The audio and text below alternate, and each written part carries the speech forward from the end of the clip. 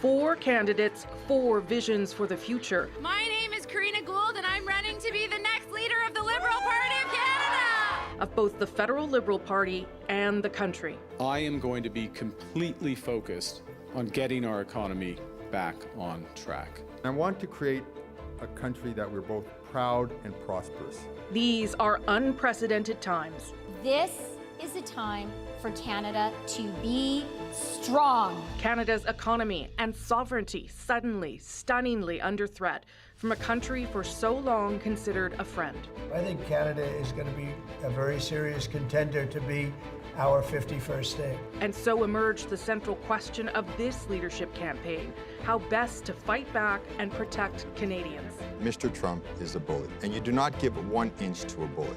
Of course we can't change him, but we can outwit him. You need experience in terms of crisis management, you need negotiating skills, but you also need economic expertise. You can't bring a calculator to a knife fight.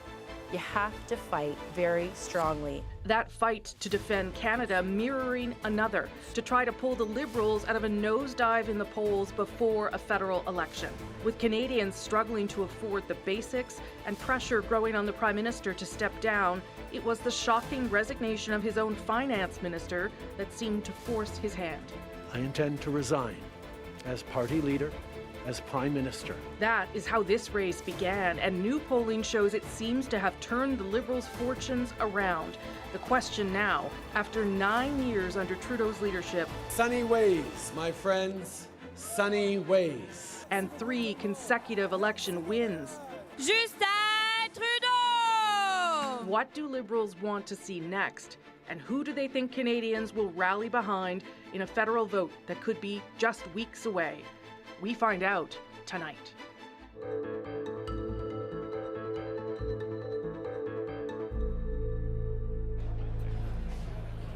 You are looking inside the Rogers Centre here, where Liberals are gathering just steps away from Parliament Hill and indeed steps away from the office of the Prime Minister as well. In about 2 hours' time, we will find out who will occupy that office for as long or as short a time as we will see. Voting for the new Liberal leader closed an hour ago, and we are going to find out who will lead this party and who will lead this country as Prime Minister designate. This doesn't happen very often in this country, so it's a very important moment. Hello there, I'm Rosemary Barton here in the nation's capital.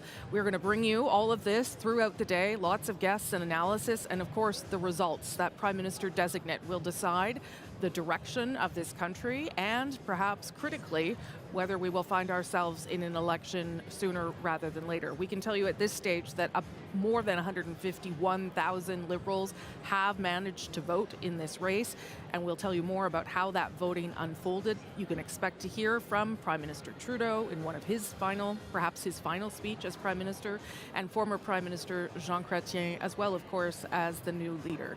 Here by my side, as he is most of the time, or I am by his side, the CBC's David Cochrane, host of Power and Politics. David, glad you are here on this historic day, because you don't get a Prime Minister designate very often. You might get different leaders, but you don't get someone thrown into this role so suddenly and with so much at stake.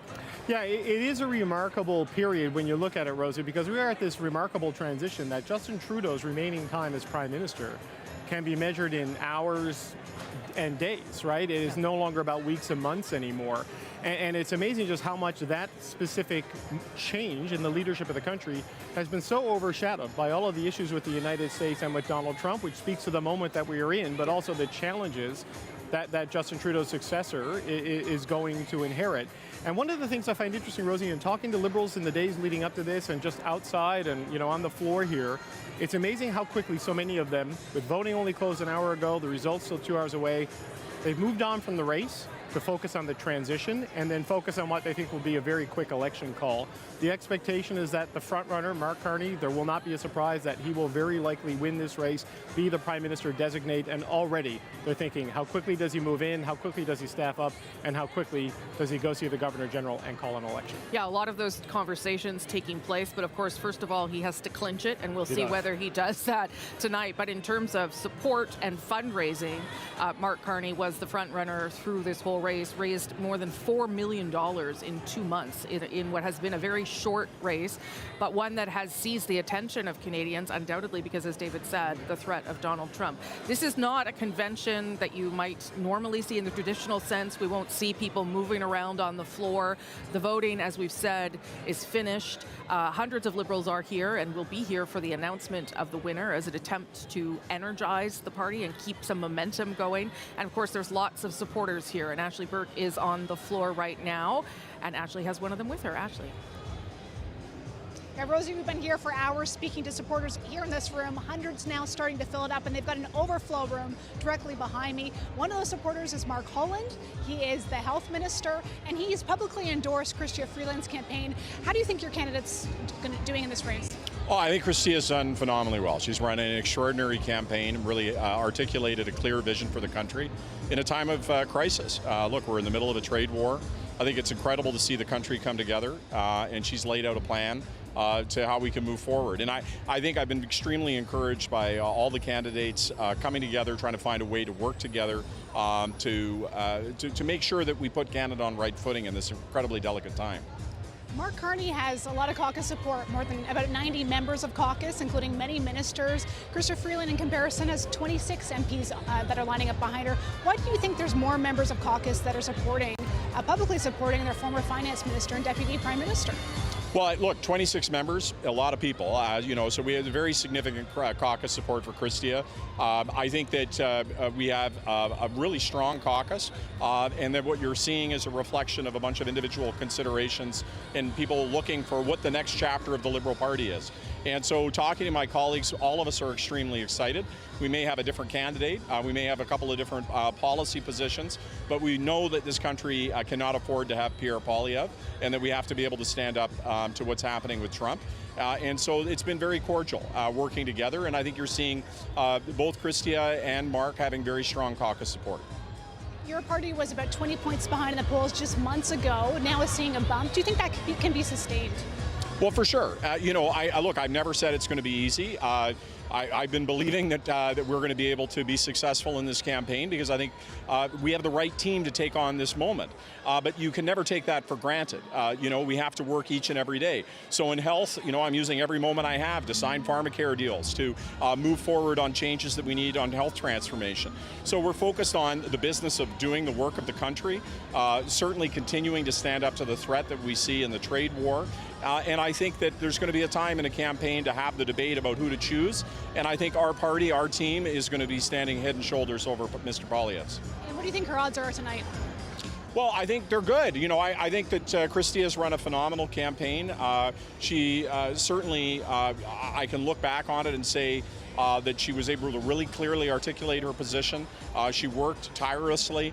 She engaged with Canadians from coast to coast. So I think she'd be very deeply proud of the campaign that she ran, and I'm excited to see the results.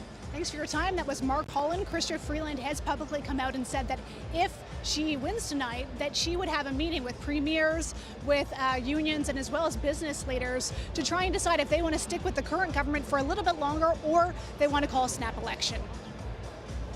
Okay, Ashley Burke, you're on the floor, and will bring us guests and what you're hearing throughout the evening. Thank you so much for that. And of course, we'll talk more about the campaigns, how they've unfolded, and things that have changed since this campaign started. But it is important and informative, I think, right now to think about how this all began. For months, Prime Minister Trudeau's minority government was in turmoil. His popularity tanked in the polls. There was the threat of an election, and it soon became clear that Justin Trudeau simply could not stay on. Here's a look back at some of the key moments of how we got here. Calls for Justin Trudeau to step aside kicked into high gear after this shocking upset last June. I don't think this is the speech anybody thought I'd be making tonight. The Conservatives turning Toronto St. Paul's blue for the first time in more than 30 years. Facing leadership questions then, the Prime Minister said he was going to stay focused on governing. It's clear that I and my entire Liberal team have much more work to do to deliver tangible, real progress. I notified the Prime Minister that I've ripped up the supply and confidence agreement. Then, NDP leader Jagmeet Singh abruptly tears up the agreement that kept the Trudeau government in power, an attempt to distance himself from the increasingly unpopular Liberals. The minority government now at risk of falling and plunging the country into an election. The Liberals suffered another blow on the first day of the fall sitting, losing a by-election in the Montreal riding of La Salle et Marne-Verdun to the Bloc Québécois. In the weeks that followed, backbench MP after backbench MP, privately and then publicly, pushed for change at the top. The message that I've been getting loud and clear and more strongly is that it's time for him to go. And I agree. In late October, the Prime Minister was confronted with a letter signed by at least 24 MPs demanding he resign. A defiant Trudeau brushed off the caucus rebellion. The Liberal Party is strong and united. Then came this extraordinary moment on December 16th. Deputy Prime Minister Chrystia Freeland quits cabinet on the very day she was to deliver a major economic update to Canadians, saying in a blistering letter that she and Trudeau were at odds on how to lead the country's finances and denounced what she called costly political gimmicks. I'm calling on Justin Trudeau to resign. He has to go. The Prime Minister has lost control, yet he clings to power. Calls for Trudeau to leave grew louder. He took time over the holidays to reflect on his future, and on January 6th, he addressed the nation. It has become clear to me that if I'm having to fight internal battles, I cannot be the best option in that election. I intend to resign as party leader, as Prime Minister, after the party selects its next leader through a robust, nationwide, competitive process. And that brings us to where we are today, in this moment, waiting to find out the next Liberal leader, next Prime Minister of Canada, and to see what happens next. Because undoubtedly, this will lead to some political instability in this country and perhaps an election in a matter of weeks. To bring in some of their thoughts, what they're hearing and what they know, Vandana Cotter was Prime Minister's Trudeau's Director of Operations, Outreach and Planning, Cameron Ahmed, Trudeau's former Director of Communications, and Fred Delory was the National Campaign Manager for the Conservative Party for the 2021 election. Nice to see you all. Thank you for being here. It's a moment where I think a few things people are watching. The unity of the party in this moment as a new leader is chosen, a moment to reflect on the legacy of Justin Trudeau, and then to see where this new leader leads us. So there's a lot to follow, but I want to start with what you're watching for, what you're hearing, Vandana. Well, first of all, I think everyone's really excited to be here, so I'm watching for the energy in the room. I mean, this energy wasn't here a couple months ago, no, so I think it definitely has changed. So people are excited. I think they're excited to have 4 great candidates, and I do feel like there's unity amongst all the teams that I've seen. You saw in the debates a bit more so than people thought, but it's also bittersweet. I mean, I was with the Prime Minister from leadership onwards. Me and Cameron served in third-party leader's office, and for 10 years, a lot of crises, things that he's done. I think a lot of inheriting the third party and reinventing it, putting investments in data, it's been great. I think we're all grateful to him. So as much as it's exciting for today, it's also a bit bittersweet. Sure. Cameron? I mean, well said. I think the first thing is the energy in the room. Obviously, so much. It's almost remarkable to look at that date, January 6th. I know. Look at everything that's happened in the past 2 months. Everything the Prime Minister's had to deal with in addition to his 10 years of being in office. But I really like what you said about the unity that people feel. You've had a race that's been competitive between 4 candidates, but they've all been respectful. They've all managed to keep the tone high. And I think you're going to see a party that whomever is elected is ready to go. And that's a completely different vibe than was felt a few months ago. On the Prime Minister's legacy, I think right now what we're seeing is him handling a crisis again. So many crises he's had to handle in his tenure, probably more than any leader in recent memory, and he's at his best when he's doing that. I mean, he's rallying the country together, he's being responsible, and he's able to leave with this enormous challenge facing us right now, handing it over to a new Prime Minister who's going to have an enormous amount of work on their plate, and of course a looming election in a matter of potentially weeks. Fred, how much of the getting yourself unstuck from Justin Trudeau factored into this campaign, and whether that made a difference for Mr. Carney? Because he has connections to Justin Trudeau, but wasn't in cabinet the same way Karina and Chrystia were. Right, as economic advisor for 5 years. And just to hit on their points about the unity, the Liberal Party is absolutely united right now under the same drive and goals that Trudeau had for the last number of years. They're going in the same direction. They're going to try to go for their fourth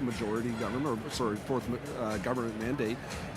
So I do see a unity there in what they're trying to do, because there's been no change. This is the same thing. They're changing the driver of the car, but it's the same car and the same people. It's going to be a similar cabinet. It's going to be the same people around them. I'm not going to see change in that.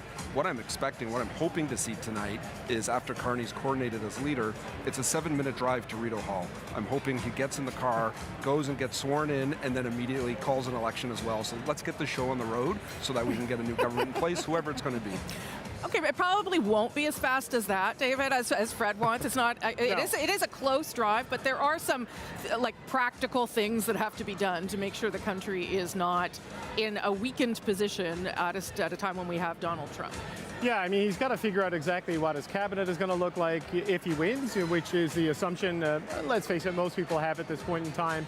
Staffing up the government, building out a campaign team, and then deciding on when you want to actually have the election that Fred has been so thirsty for on our panel every Friday for months and months and months now. But you know, Rosie, it's interesting. If you listen to sort of the talk in this town that maybe you'll have a formal transition because Mark Carney or Chrystia Freeland or whoever becomes a Prime Minister designate tonight, you look at Wednesday or Thursday of this week for the kind of official changeover. The 13th of this month, talking about the crises that Vandana talked about, 5 years ago on Friday the 13th of March, Ottawa shut down, Parliament shut down, Justin Trudeau told everyone to come home because of COVID. You talk about how fast time has gone since the Prime Minister announced on January the 6th that he was leaving. That was 5 years ago. Yeah. And everything this government, this Prime Minister, and this country has been through since, in some way, has shaped the way for the political environment the Liberal Party finds itself in, the return of Donald Trump in many ways, and the challenge they're going to have to deal with ahead when Fred finally gets the election that he's been looking for. I'm gonna push back on challenge you a little bit, because you can take it. Because of the moment we're in, I mean, I think you would agree that everything has changed because of this threat from Donald Trump that has become real. And so you say that this is just the same government, the same people, but to some extent, that might be appealing to Canadians, right? To know that Dominic LeBlanc can call Howard Lutnick. There might be an advantage to that what didn't exist 2 months ago. In what sense, though? What do you mean? What's the advantage politically for the Liberals?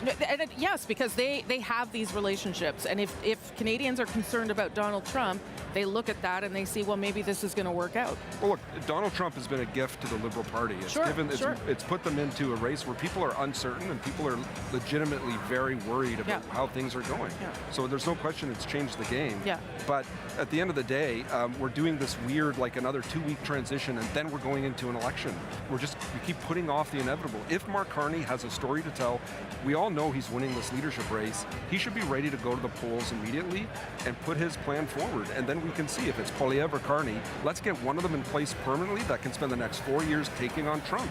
We're waiting months and months. We're losing here. You want to talk, both of you, about how Donald Trump has changed things, both for the Prime Minister now in the way he's leaving, which is in I think a much more graceful exit than perhaps was thought, and also for the Liberal Party fortunes, which have also turned around, Cameron. Yeah, I mean, obviously it's changed the context completely from just a few weeks ago. And it's the global context, right, that is affecting, and Canada is really at the heart of this story of Donald Trump's economic agenda. So, of course, it's changed everything. I think it's changed the way that Canadians are engaging with politics, what kind of news they're consuming, and just this sense that the country has to rally right now and unify. And I think you make a strong argument, and it's certainly something that whomever wins is going to have to deal with immediately. They're not going to be able to delay answering that question for very long. Probably not for more than a few minutes. Yeah. But the context of Donald Trump being in office right now means that the conversation about politics in our country has completely shifted. And I think everybody is going to look for national leadership, someone who can unify and bring people together and rise above all the other domestic political conversations that we've been having. Last word to you. Yeah, I think people look at what's happening down south and know that it's not far from here. It's not like this is immune to this, but I think they want stability and they want someone that represents their values. And I think across Canada, you're seeing people unite as a country and say that we don't like what's happening in the States, we want that stability. So I think that's been helpful to show, this government is good in a crisis, and they've been able to flex the muscles. The Prime Minister has been able to flex those muscles as well as cabinet ministers. Yeah, but Canadians may also want to see what else is on the table and give that person a mandate, whether, and that's what the election would do and at stability. least. Yeah, they're going to want that. Okay, let's go down to the floor. CBC's Rafi Boudjikanian is there, and he has a guest. Rafi. Hi, Rosie. I'm here with Employment and Labor Minister Stephen McKinnon. He was actually an early rumored contender to run yourself for the leadership race. Instead, you decided to support Mark Carney. Tell us why. Because well, first, what an exciting day. Let's just say that.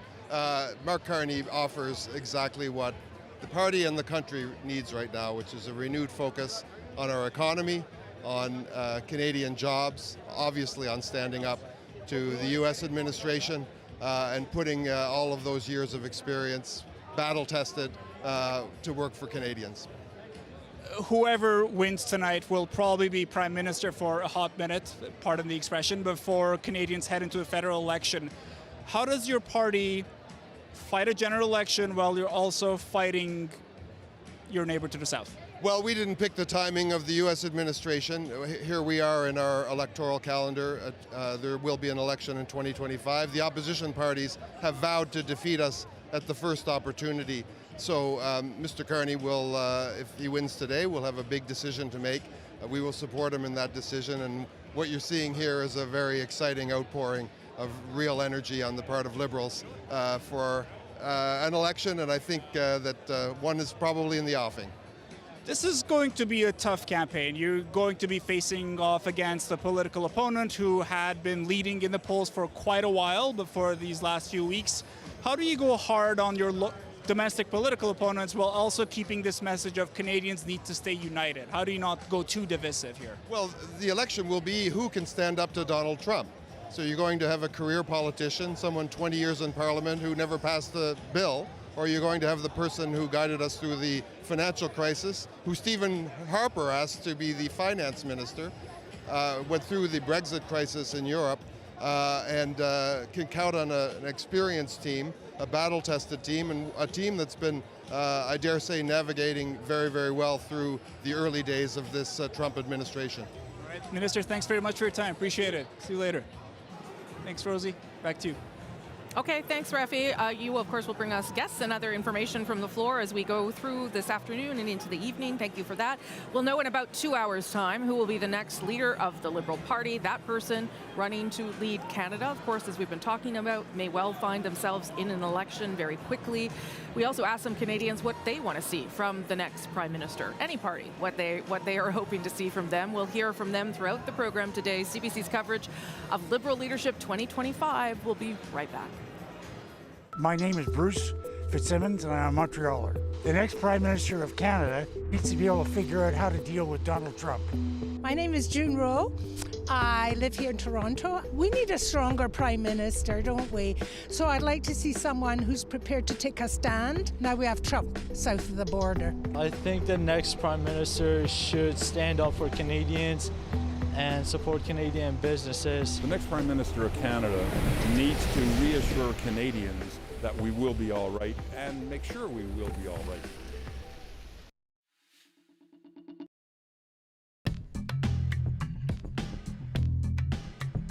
Let me start by being clear. We will never, ever be part of the United States in any way, shape, or form. We have to recognize that the Donald Trump of today is different than the Donald Trump of several years ago.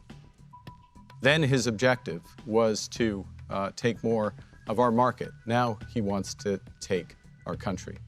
Let me finish by pointing out one other thing. Who's the worst person to stand up to Donald Trump? It's Pierre Poilievre. He worships the man. He uses his language. He's not the right person for our country at this crucial time. We know how to stand up for who we are and to stand up to bullies. And that's something that I've been doing in the House of Commons for the last decade. I know how to stand up to people like Pierre Poilievre, who, when it comes to Donald Trump, would rather imitate him than stand up for Canada. I know how to stand up to people who want to take from us what is rightfully ours. We are a proud, sovereign country, and as Canadians, we have so much to offer, but also the Americans depend on us. And you can't bring a calculator to a knife fight. You have to fight very strongly and with the right tools. And it's important to understand that Mr. Trump is a bully. And you do not give 1 inch to a bully. In that case, we cannot be learning this on the job. That's where I come in. I have the experience and the expertise to deal with Donald Trump.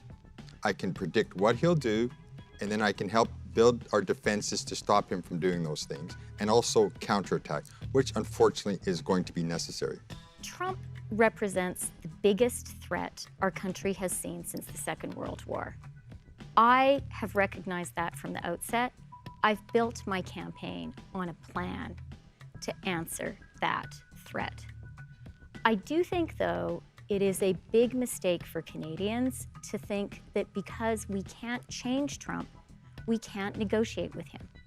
Of course we can't change him, but we can outwit him. And the way to do that is by using our leverage, by recognizing that, yes, we depend on the US, but they depend on us too.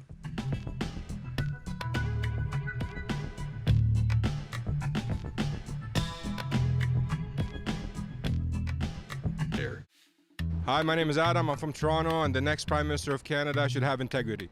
I'm Anjali Singh here in Toronto, and I want my Prime Minister to be kind, but also welcoming to new ideas and new thoughts from citizens. My name is Louise. The next Prime Minister of Canada, for me, needs to be intelligent, strategic, firm. I think the next Prime Minister should be somebody who is a really good listener.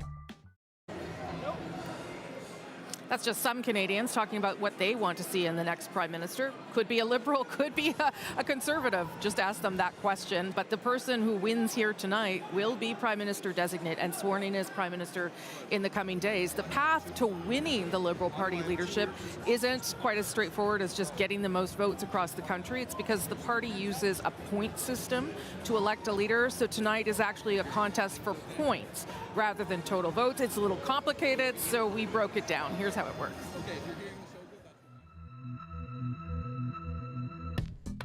Every riding in the country is worth 100 points. Candidates are assigned points depending on what percentage of the vote they get in each riding. 100 points per riding, 343 ridings. That means a total of 34,300 points are up for grabs. To win, a candidate has to win the majority of the total points, or 17,151. That is the number to watch. So how does the voting work? Party members use a ranked ballot. They can choose up to 4 people for leader, ranking their preferences from first to last. Voters cast their ballots online or by phone, and they'll be counted in rounds. If in the first round no candidate gets a majority of points, the person with the fewest is eliminated. Ballots get counted again. Points get reassigned based on members' second choice. That process continues until a winner emerges, when one candidate hits that magic number, 17,151 points. So that's how it works. We know that more than 151,000 Liberals have managed to vote. Voting ended at 3 p.m. today. There were some problems in validating people's identity that caused some consternation for some people, but I got lots of emails from Liberals about this, but the party says that they did their best to help people through the process. So we'll see how those points break down in about an hour and a half or so. Eric Grenier is joining us now. He's the author and publisher of the CBC.ca. He also looks after the CBC's poll tracker, which we appreciate very much. Eric, glad you could be here. Happy to be here. So let's start with what we should watch out for today, because things have moved pretty quickly in the polls. We'll see whether they hold, of course, but there has been a lot of movement. Yeah, there's been a tremendous amount of movement since Justin Trudeau's resignation. At that point, the Liberals were behind by about 25 points behind the Conservatives. The last set of numbers that we've seen going into today in the leadership vote had the Conservatives still leading. In our poll tracker, we still had the Conservatives ahead by about 9 points. But that is a tremendously tighter margin than what we've seen over the last few weeks. And those are only polls that take into account Justin Trudeau as leader of the Liberal Party, or polls that don't mention a leadership candidate. So in polls that we've seen where Mark Carney has been mentioned, the gap would be far, far, far tighter between the Conservatives and the Liberals. Okay, so that tightening there, how can we explain it? Is it just the departure of Justin Trudeau, or what have you seen? I think there's been a number of factors. Justin Trudeau resigning has definitely been one of them. We've even seen Trudeau's own personal numbers increase and improve over the last few weeks.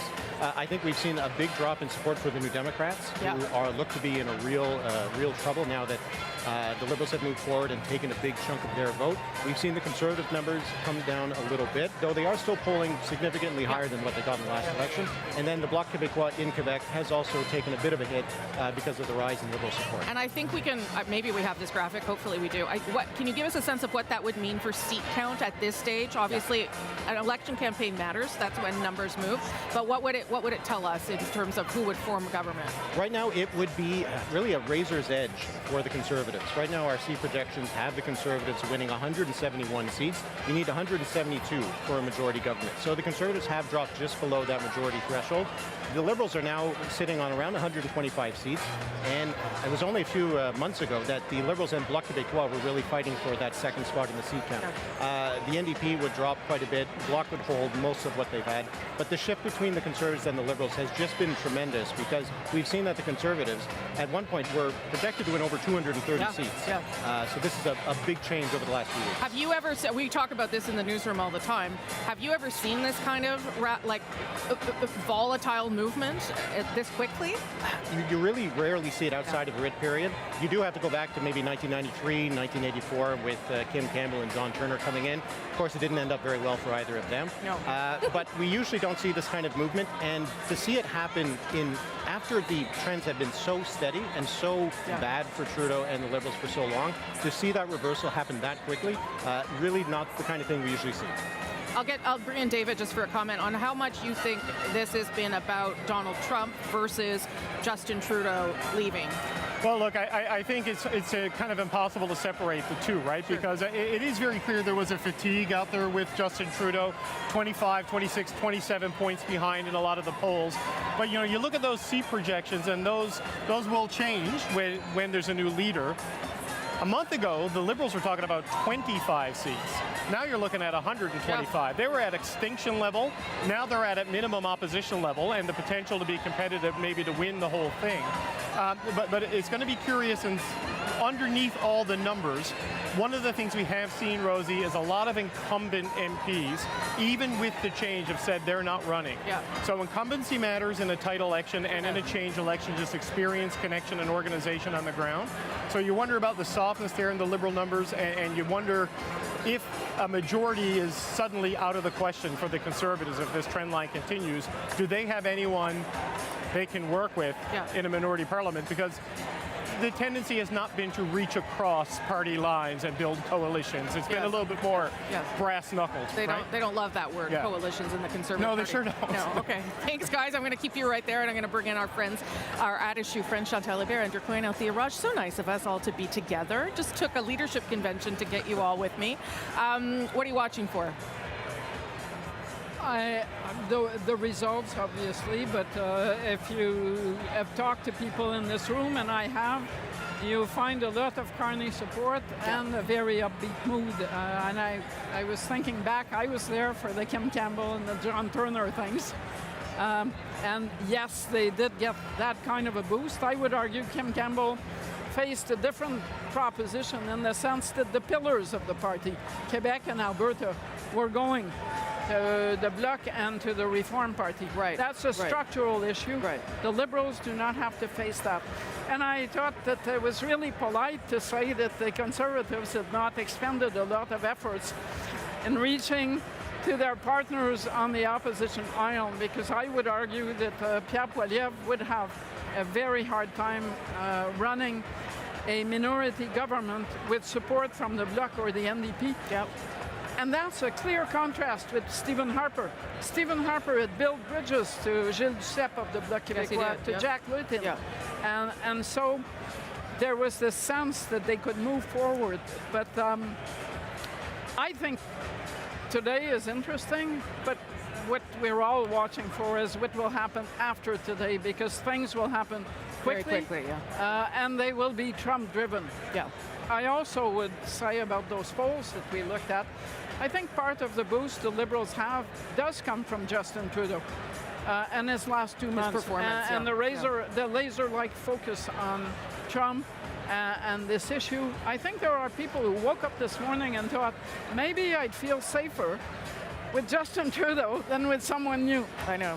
You wouldn't have believed that 2 months ago. No, I've had emails from Canadians saying that, and I don't respond to them, but he's not changing his mind. He's he's happily going off into the sunset is what we're told. Andrew, what are you watching for? And part of his revived popularity is the fact that he is going. Of course. Everyone loves you when you're leaving. You always look really good at that. Yeah. I think everything is in the shadow of Donald Trump and the crisis that we're in right now, including this convention. And to me, the most interesting thing is going to be the speeches. Assuming, as we must, that Mark Carney is most likely to be the winner, this will be the moment when he has to transition not just from being a Liberal leadership candidate in a pretty low-key race, but from being a technocrat to being a politician and to being a leader. And people haven't been paying a lot of attention to political conventions in recent times the way they used to. Maybe they'll be paying a little more attention to this one, because I think people are really looking around for leadership at this moment. And this campaign and this election is going to be who has the character and the qualities to not just to quote-unquote stand up to Donald Trump, but to rally the country and to unify the country and to marshal that national will, not just in this short term, the crisis that we're in right now, but over the next months and years where we're going to have to make a lot of really hard decisions in a hurry. And holding the country together and driving it forward is going to be tough for any leader of any party. I will say I did go back this morning and watch Mark Carney's rally in Mississauga that happened on Friday night. It was a pretty big rally. And I will say that the change between Mark Carney on his launch to where he is now was pretty remarkable. I'm not saying it's going to be convincing for all Canadians, but he was able to interact with the audience. He was able to riff off jokes they were making. Like there was there was improvement. There was improvement. Whether he can take on Pierre Poilievre, I don't know. But there was a change in terms of how he presents as a leader, as a politician now. Althea, give me your thoughts. Well, I guess the first thing we'll be watching for is there an upset, which none of us think there will be, but that's number one. Number two, I agree with the speeches, but it's not just that the type of speech that Mark Carney needs to deliver, because he's not just a Liberal leader, he would be the Prime Minister of the country. But Prime Minister designate. Yeah. It's the comparisons that we're naturally going to make between the other people who are speaking tonight. Justin Trudeau, Jean Chrétien. Yes, maybe Mark Carney has gotten better in the last month, but I'm told that the people who went to Club Soda in Montreal did not find it to be the most exhilarating of speeches. And in fact, in some cases, I think so many people have projected what they think Mark Carney is about and what type of leader Mark Carney is.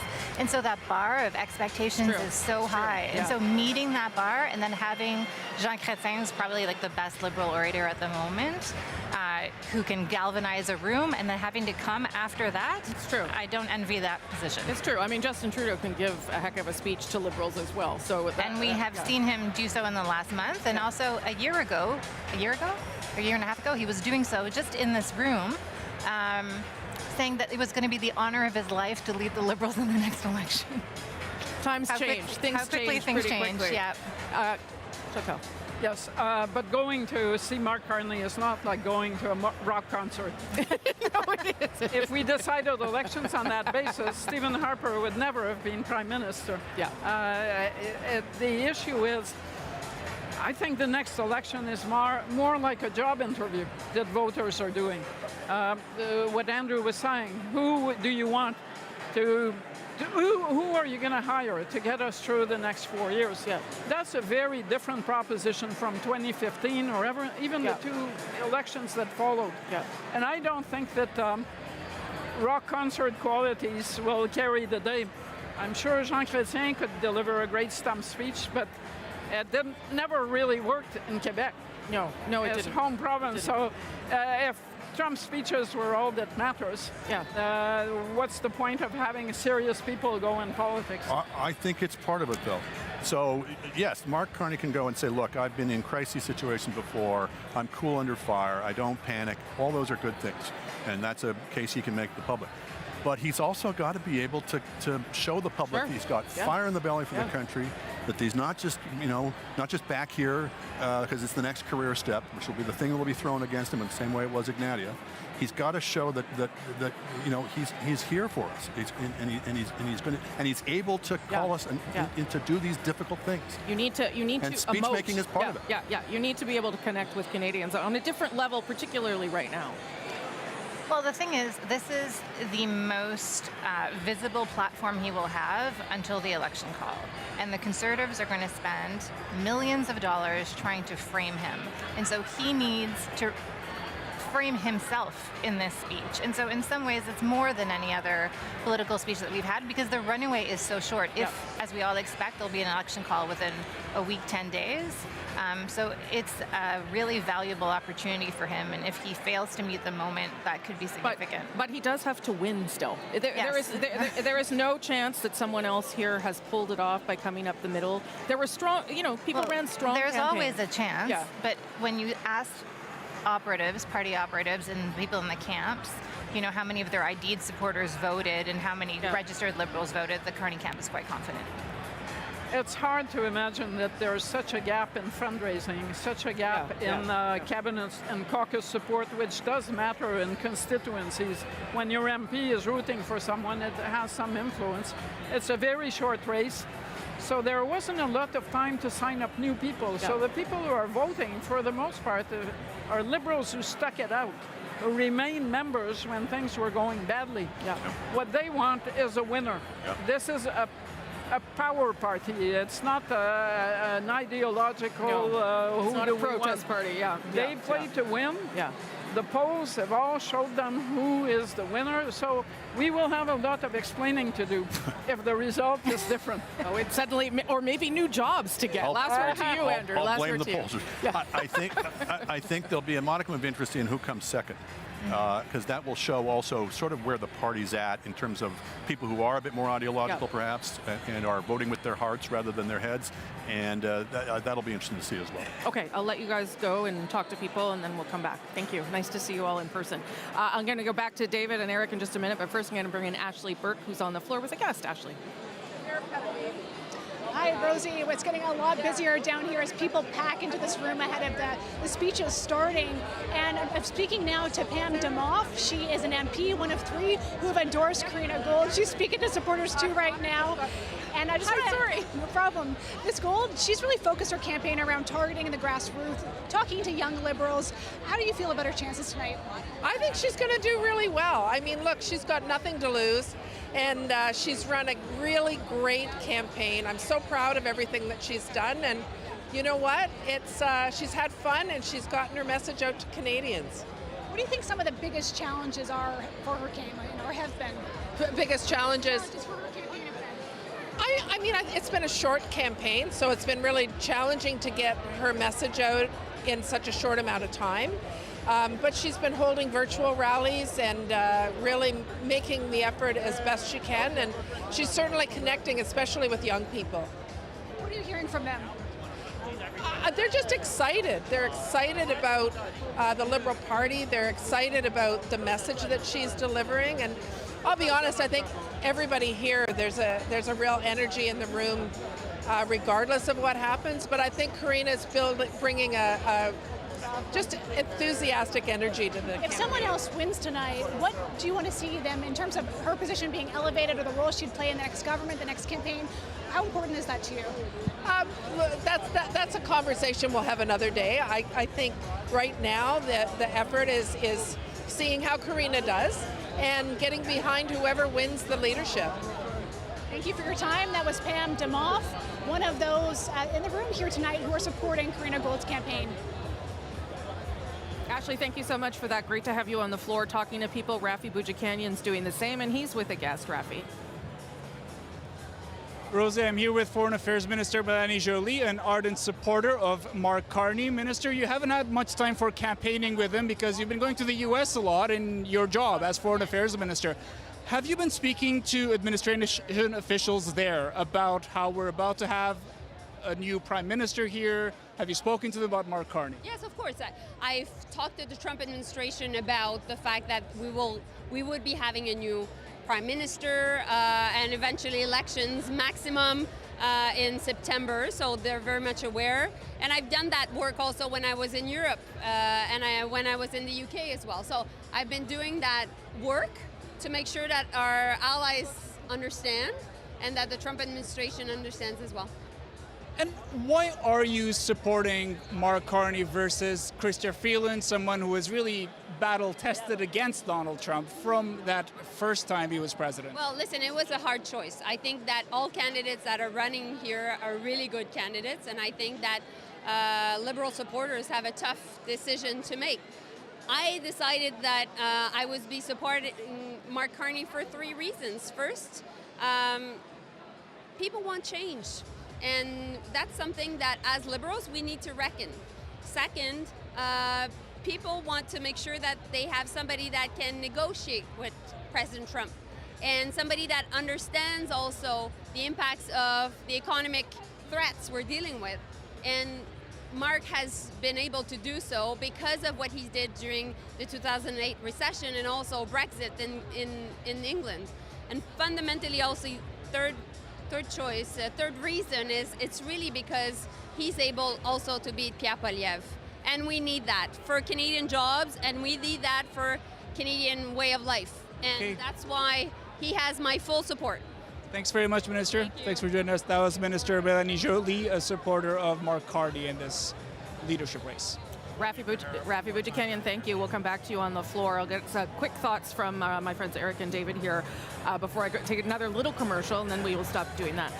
It is kind of remarkable to be in this room with people talking now with excitement about the possibility of not tanking and losing, most of their seats. I mean, that is quite, like, whether it holds or not, I don't know, but just the fact that they feel optimistic about the future is a really big shift for Liberals. It is a huge shift. Yeah. It was, when this race began, it was really more about who could save the furniture for the Liberal Party. For sure. Now it's who could actually maybe extend this term in office. And that is just something that we really wouldn't have thought was something that was even on the table a few months ago.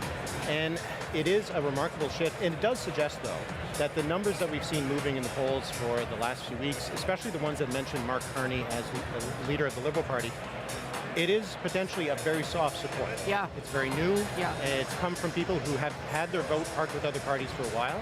So while Liberals have some reason to be optimistic and excited that they might actually be able to win the next election, it could also be a balloon that gets popped pretty quick. Especially because they don't know Mark Carney very well. He did 3 national interviews. He did the debates.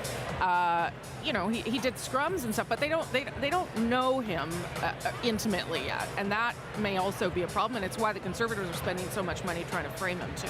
Yeah, look, the Liberals may have moved beyond simply trying to save the furniture, but they're not quite at the point of measuring the drapes, right? In terms of staying and I've heard you holding use that on line to before. government.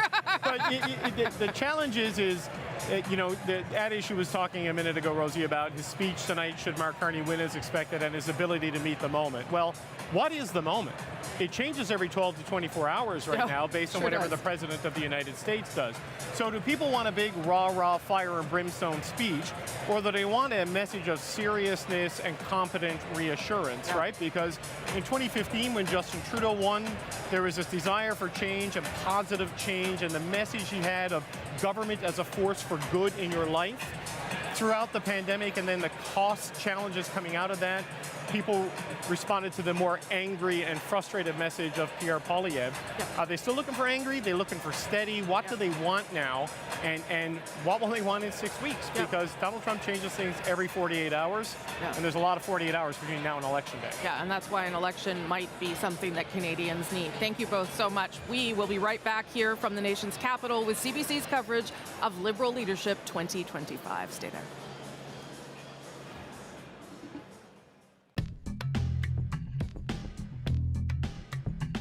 modernizing our social safety net, making sure that seniors who live on a fixed income, persons with disabilities, folks who have lost their job, who need support to retrain and rebound, are better off. And that's why I'm talking about opening a path towards a basic income. Poverty costs money. That's why we need to work to eliminate homelessness. It's why I would work with provinces and territories to have specific accords to ensure that folks who get into housing can stay stable and that they can enter the workforce and join and be prosperous. We need to tackle poverty in this country. It is urgent for us to do. My affordability plan includes 100,000 more childcare places. It includes a middle-class tax cut. It includes a cut on credit card fees. It includes a cut on taxes for first-time home buyers. And the critical thing for us to all remember is the real threat to Canadian families, the real threat to people working really hard and struggling to get by is not anyone on this stage. It is Pierre Poilievre. He will cut. Huge range of things need to be done to improve affordability. And let me list some of those because they're crucial. The first thing is my government will make a middle-class tax cut. Secondly, my government will remove, as Ms. Freeland will, remove the GST for first-time home buyers. This is a crucial point, getting on the home ladder. We need to, if we have one Canadian economy, we can reduce prices by 15%. If we have greater competition in our economy, which my government will deliver, in groceries, in broadband, in transportation, that will bring prices down. That will help people move ahead. So we have to tackle the affordability issue across the board. The reality is this. If you want to buy an orange, that grocery store has to go buy it in the United States in US dollars, bring it to Canada, convert it to Canadian dollars. Every time our dollar goes down, that price of that orange goes up. Now, if we want to get that down, working, we need to bring our dollar up and bring oranges, bananas, everything else down. That's the solution.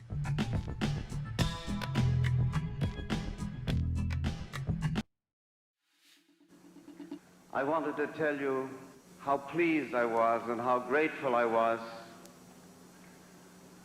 that my three boys were able to see that the line of business that their dad was in had some importance for this country.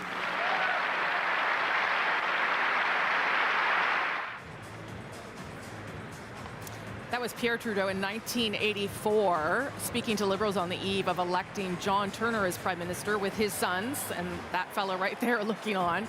31 years later, in 2015, Justin Trudeau, of course, became the son of a former Prime Minister, became Prime Minister himself, and he finds himself now in that similar extraordinary moment of leaving politics at a critical time in this country. We'll talk about that moment in a moment, but we thought we'd take a moment here as well to look back on how Justin Trudeau made his mark on Canada as leader of this country. Justin Trudeau became Liberal leader in a landslide victory. A leader virtually untested, but with a last name that brought him some political clout. With me as your leader, you will get a clear, positive vision for Canada. He rebuilt the party by increasing supporters and fundraising dollars. And after 10 years of Conservative rule, brought the party back from third-party status to a majority government. It's time for a change in this country, my friends, a real change. He became the second youngest Prime Minister in history, and he moved quickly to leave a mark on the country over his 9+ years in government. Introducing the Canada Child Benefit to fight child poverty, legalizing marijuana, making progress in reducing greenhouse gas emissions, advancing reconciliation with Indigenous peoples, creating a national childcare program, and with help from the NDP, a national dental program, and the beginning of pharmacare. On a personal level, I've made sure that every single day in this office, I put Canadians first, that I have people's backs. Even in the very last days of this government, we will not let Canadians down today and long into the future. It was an aggressive, progressive agenda, but it was also marked by mistakes and broken promises. a consumer carbon tax that became a political cudgel, budgets with ever-changing goalposts, electoral reform quickly abandoned, and multiple ethics breaches by the Prime Minister himself. Trudeau's time in office was marked by two historic events. Enough is enough. Go home and stay home. A global pandemic that shut down the country. The government moved quickly to financially support Canadians. But COVID-19 and vaccine mandates also caused societal divisions and a convoy protest. Freedom! Much of the anger directed at the Prime Minister. Ultimately, it would be Donald Trump that proved to be Trudeau's greatest threat and opponent. From the brinksmanship of the free trade negotiations in 2018, 25% on Canada, to the full-out trade war launched by the President in his final days as Prime Minister. What he wants is to see a total collapse of the Canadian economy, because that'll make it easier to annex us. Trudeau's legacy will be judged over time, and some will disagree with it entirely. But he did change Canada. Whether those changes will be undone or lasting is to be determined. Just to give you a sense here of the moment, of course, that Justin Trudeau, for 9+ years as Prime Minister, and some of the things that he did.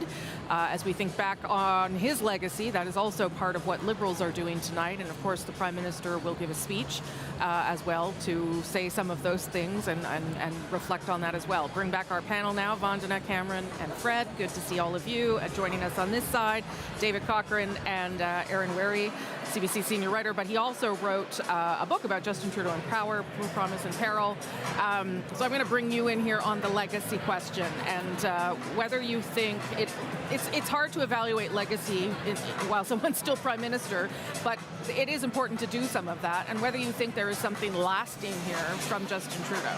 Yeah, and it's particularly hard at this moment when Donald Trump is posing such a threat to Canada and the country, and it's hard to know exactly where anything is going to be a year from now. I do think, though, that Trump is sort of the start of his legacy. Trump won, you mean? Trump won, yeah. And to a certain extent now Trump too. Yeah. That he has been, in a way, a kind of wartime Prime Minister, given the crises he's had to face. You know, not only the first Trump renegotiation, but then COVID, now this sort of second moment that has allowed him, you know, if you go back 2 months, it did not look like this Prime Minister was going to go out with his head held high. And it now sort of seems like he is going to come out with a fair bit of goodwill. So I think those kind of really define the last 9 years in a certain way. But I think beyond that, you're looking at things like climate, you're looking at things like reconciliation, the sort of expansion of the social safety net.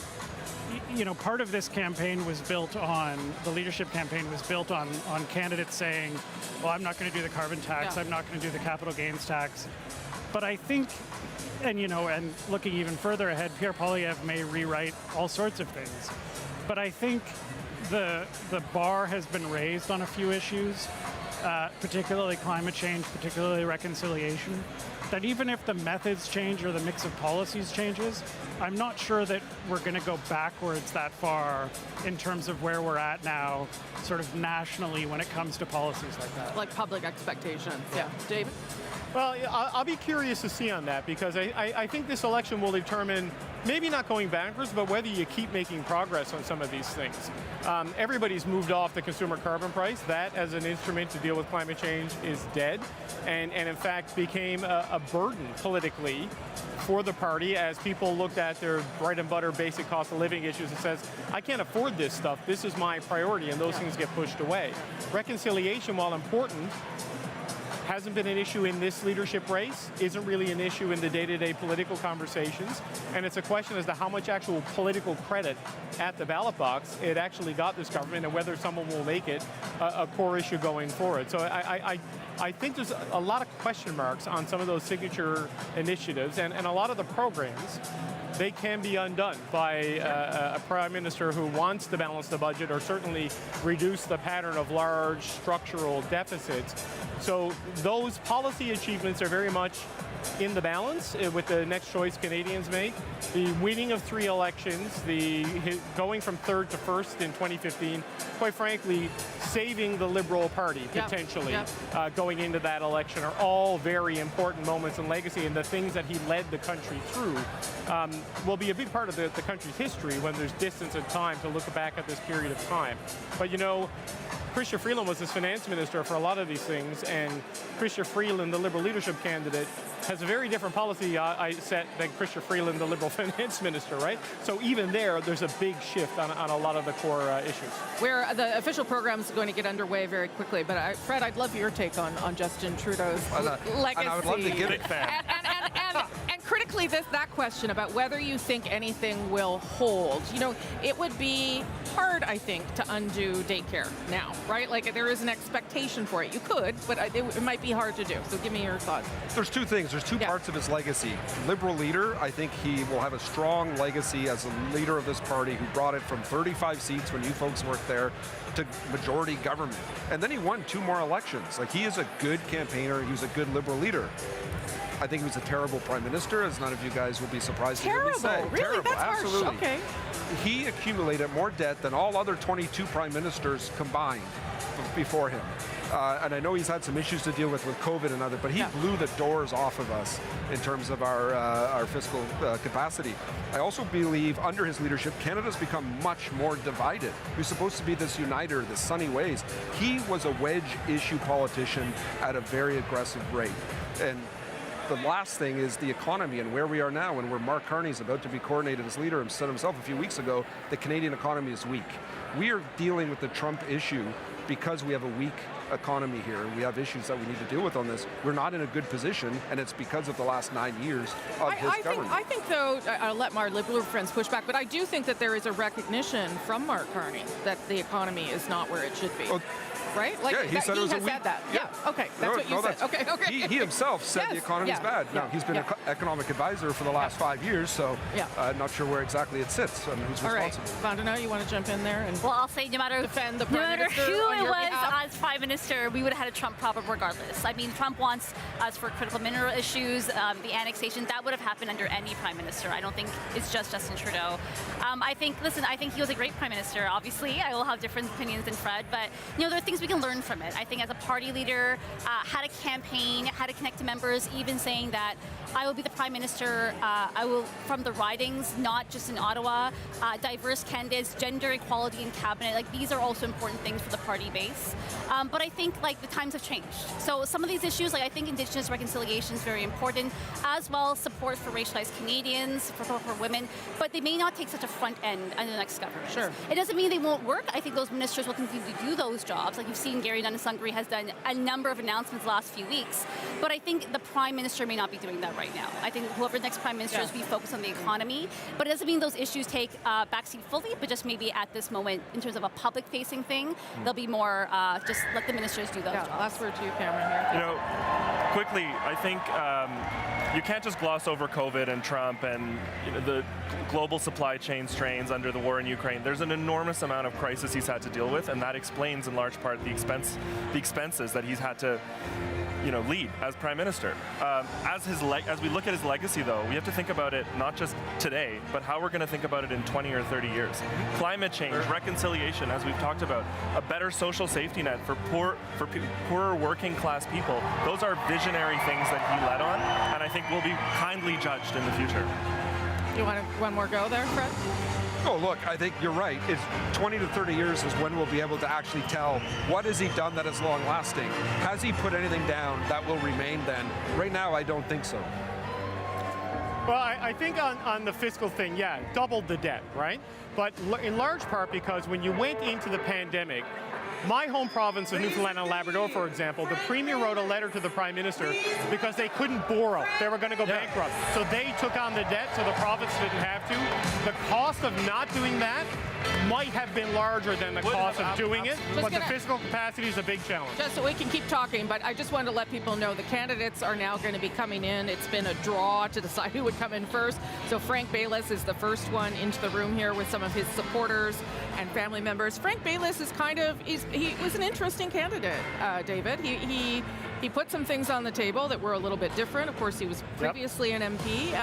I don't think he expects to win, but he certainly reminded people who he is. Well, he did have an announcement a few days ago about having his transition team in place, so he is taking those steps. But look, what's interesting about Frank Baylis, a former MP, a very successful businessman, may be worth more money than Mark Carney, though no one is calling for his assets to be disclosed. No one knows. Well, he sold a company recently for almost $2 billion. Yep. Not well known, but MPs who are supporting the other candidates say the people who know Frank Baylis like him. Often in leadership races, you get someone who is considered a bit of a long shot candidate, as I would say Frank Baylis is. They're also a bit of a wingnut candidate. I don't think Frank Baylis fits into that category. Not at all. He has come in here, he has made, some of his ideas around term limits and different things functionally don't necessarily work in the Canadian system, but he's a reasonable guy throwing out ideas that fit within the big tent mainstream of the Liberal Party of Canada. And he comes from it differently than most politicians because his experience is not in politics primarily, it's in business. I think he's a very thoughtful, I know him quite well, he's a very thoughtful guy. From Montreal, that's from probably Montreal, why you know him, and he's come with some smart, interesting ideas. Unconventional, as you pointed out, but I think he's done a pretty good job communicating those ideas in this campaign, and we'll see where he goes next. And I use the word wingnut not to suggest he was one, but to say that is what you often see, and he does not fit into that camp. And there, sometimes when you run for leadership and you don't have a strong chance of winning, you do position yourself in the party for other things, cabinet positions or what have you. Certainly you might expect him to run in the next election. Let's give him a listen here. Thank you. I'd like to start by thanking all those who have supported me throughout this race. My friends, my incredible team, and all my supporters, I am deeply, deeply grateful. Thank you. Now, we are living in challenging times. Our economic security and our very sovereignty is under threat. But the man who challenges us does not know our history, and he does not understand our values. We are builders who stitched this country together with a railroad. We are fighters who have stood up against tyranny all around the world.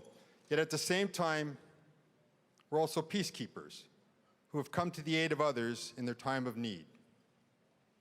Nous sommes une nation distincte. We're a distinct nation with French throughout the country, focused on Quebec. And above all, people who put in place a social safety net and a healthcare system to look after all of our citizens. So this is who we are. We are builders. We are fighters. We are peacekeepers. Nous sommes une nation dotée. We're a nation with a rich cultural identity. A compassionate people. So, we will not be intimidated by a tweet. And we will not be broken by a tariff. Nous sommes les Canadiens. We are Canadians, and together we will build our nation. The true North, strong and free, and we will always be.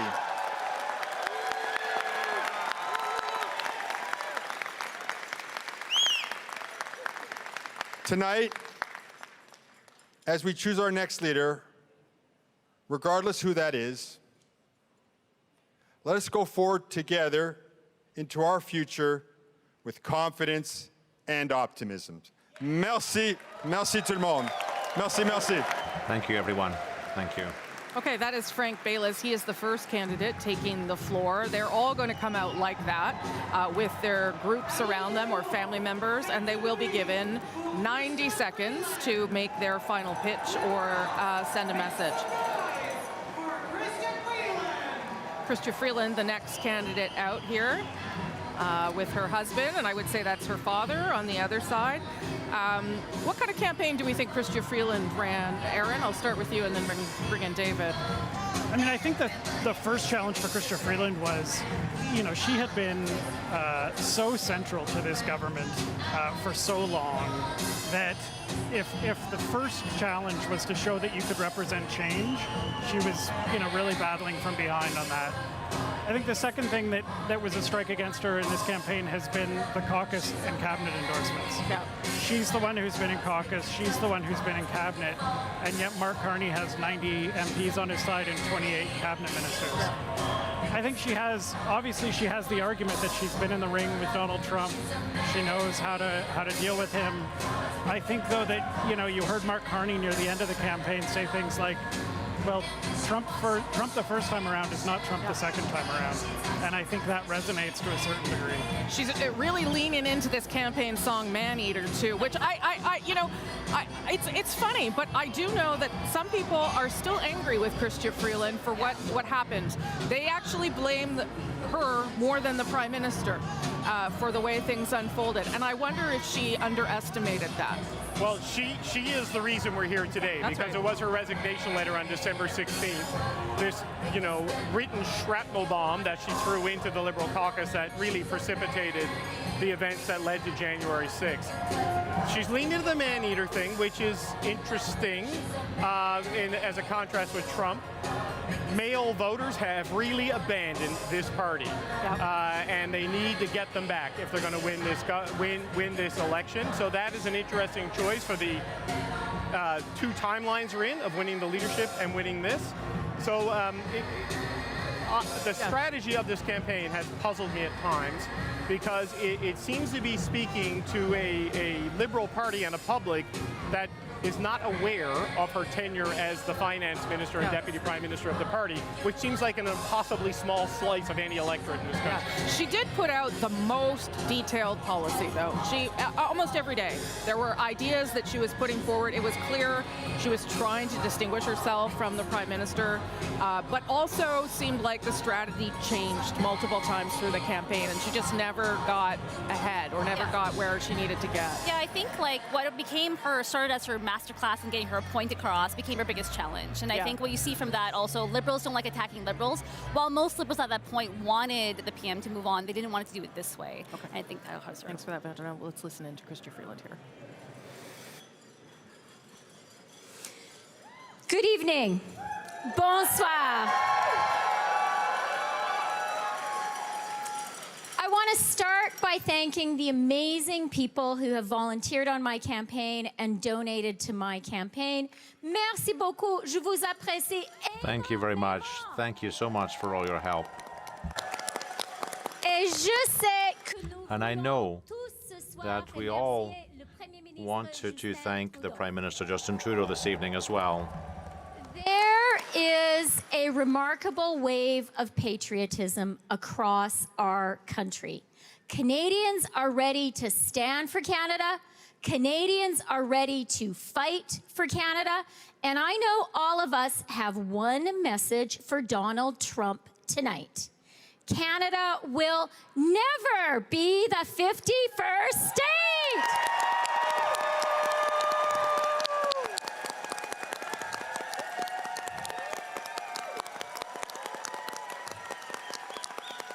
Oui, c'est ça. Partout au pays. Across the country, Canadians are ready to fight for Canada. We're ready to defend Canada. And Canada will never become the 51st U.S. state. Just in December, people were writing off our Liberal Party. But tonight, we all know that we can, we must, and we will defeat Pierre Poilievre and his maple syrup mega.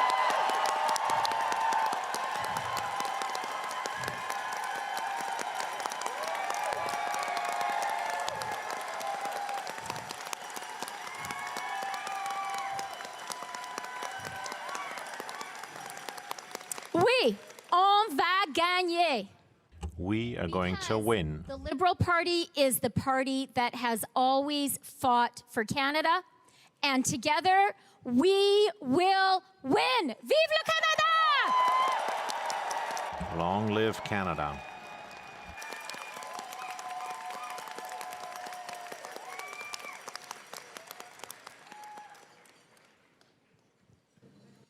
Merci.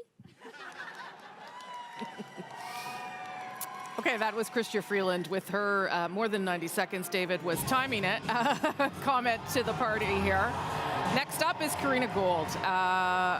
She's 37 years old, remind me. 30. She's 37, yeah. 37 years old. House leader for the party.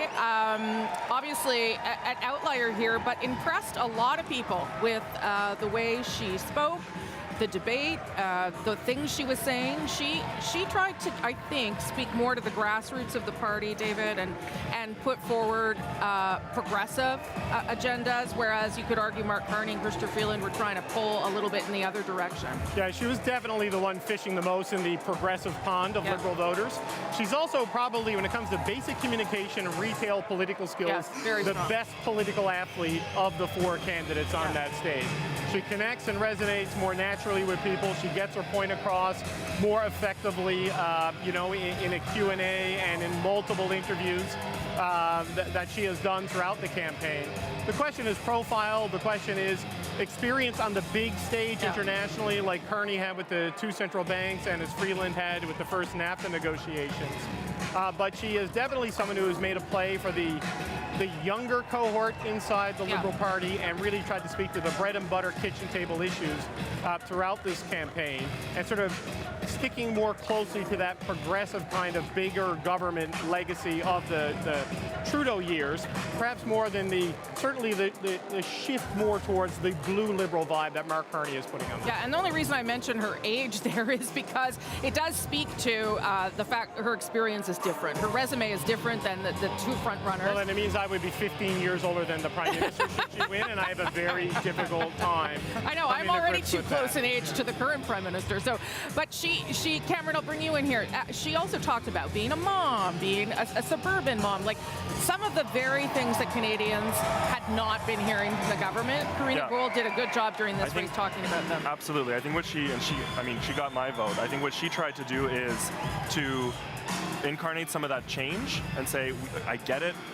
Canadians wanted to move on. Canadians want the party to recognize that we need to do things differently, but let's also be proud of what we've achieved, and let's not run away from our record as a progressive party that's done big things for people in this country. Okay, let's listen in here to Karina Gould. Wonderful day for the Liberal Party of Canada.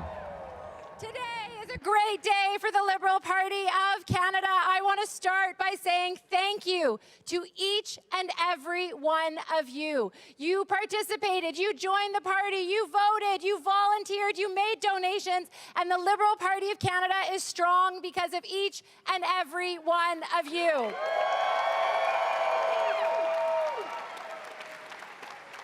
C'est quoi le Parti libéral? What's the Liberal Party? Well, it's the members, it's the supporters across the country. It's a strong party. Our party is always there to defend Canada and to defend Canadians as well. Our party is made of incredible Canadians who care so deeply about this country, and it is always the Liberal Party of Canada that stands up for Canada and stands up for Canadians. And this leadership campaign has shown that there are so many Canadians willing to stand strong for Canada. Et moi, je suis pleine d'inspiration. And I'm very inspired because of you, the members of our party. You're here to stand up for Canada. And through it all, we have remembered who we are as Liberals. I am proud to be a Liberal in Canada. Je suis fière d'être libérale. I'm proud to be a Liberal here in Canada. And let's remember, we are the party of healthcare. We are the party of the charter. We are the party of the maple leaf. We are the party of multiculturalism. We are the party of reconciliation. We are the party that fights climate change. And we are the party of national childcare. Et c'est grâce à vous. And it's thanks to you, thanks to the members and Liberal supporters that always have the best ideas for Canada. Across this country who dream big for Canada so that Liberal governments can deliver for Canadians. So tonight, whatever the result, we leave here proud Liberals, proud Canadians, and united so that we can take the fight to Pierre Poilievre, win the next election, and stand up for Canada!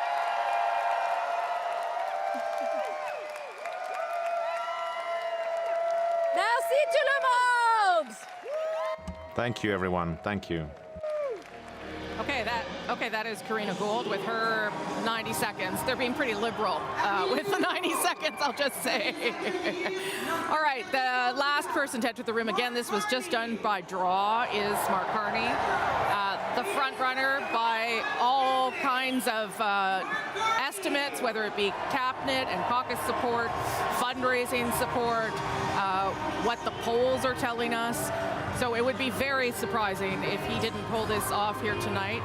A person, David, who, as I was doing my research, flirted with getting into politics more times than he didn't, and finally found the moment to enter, and seems to, because of what is happening in the world, be making a case to Canadians. Certainly he made it to Liberals. Well, he has been offered the finance minister's job by Stephen Harper, Justin Trudeau, and Chrystia Freeland, reportedly, and said no to all of them. I think if he wins today, he's going to give that job to someone else rather than take it himself. The question for Carney is the campaign, right? He's clearly, it would seem, done enough to win this contest. But has this contest tested him and given him the calluses and the battle scars that you need for what comes next? Probably not, because it's been so short. Everyone was so nice. Pierre Poilievre will not be nice in the next debate he does. All right, let's listen. All right. Hello, everyone. Je veux vous poser quelques questions. I'd like to ask a couple of questions. Qui est prêt? Who's ready? Qui est prêt? Who's ready to stand up for Canada? Qui est prêt? Who's ready to help the Liberal Party win the most important election of our lives? We have to do this. Christia's ready. Frank's ready. Karina's ready. Everyone in this room's ready to do that. C'est ça. We have to win this election. The big election. And we will stand shoulder to shoulder together to do it. Because the stakes have never been higher. You have just heard from my colleagues what we stand for as the Liberal Party. The Charter, healthcare, childcare, opportunity. We have made this the greatest country in the world. And now,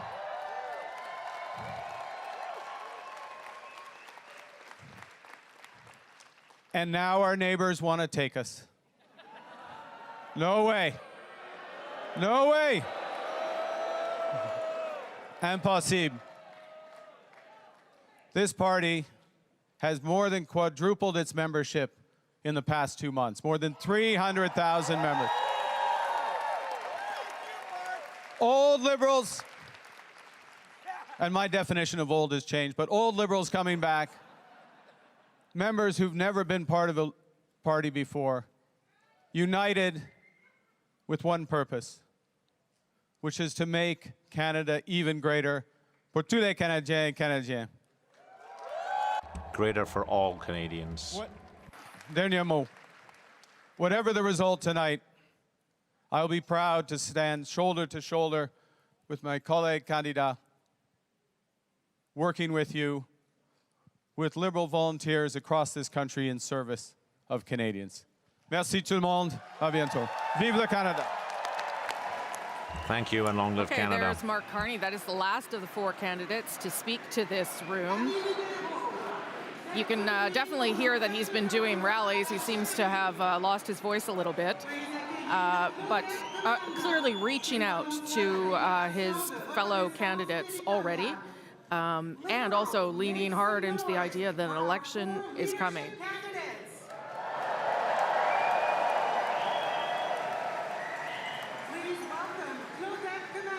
Now, some of this program we will not speak over. Obviously, we're going to get a land acknowledgement here from Claudette Commanda, but we will speak when it is appropriate. We'll listen in now. Bonjour tout le monde. Hello, everyone. Hello, Canada. Hello, Liberal Party of Canada. Are we excited? Are we happy? And we should be. Kani Mitch Kijigun Kinun de Nishanakos Kitagan Zibi Donjaban. Quait Kakina Nichkiwe Dug. Mono Sir Claudette. I'm Claudette Commanda. I'm an Algonquin woman from the Kipikan Zibi First Nation. And I'm ready to be here with you and very happy to be here this evening. My English name is Claudette Commanda, and I am from the Kitagan Zibi Algonquin First Nation, and I'm very honored to be here with each and every one of you. I know there are many that I can't see, and you cannot see me, but that's okay. What's important is that you hear me, we hear one another, and we're here together as brothers and sisters in this beautiful land called Canada.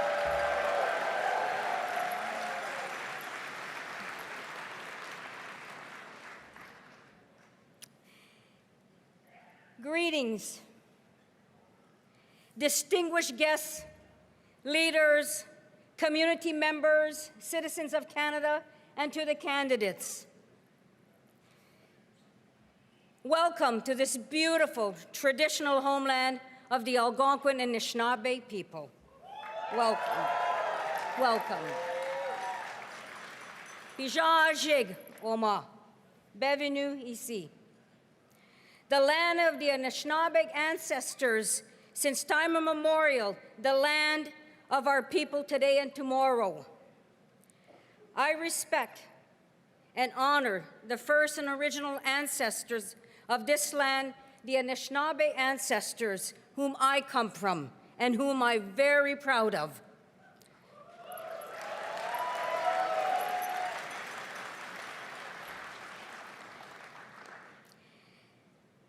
And as I acknowledge my ancestors, I acknowledge the ancestors of First Nations, Inuit, and Métis people.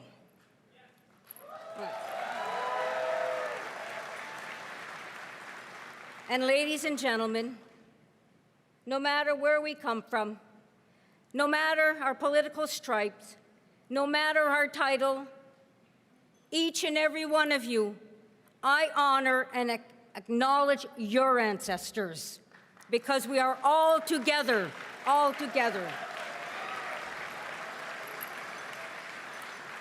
But for our ancestors, we would not be here.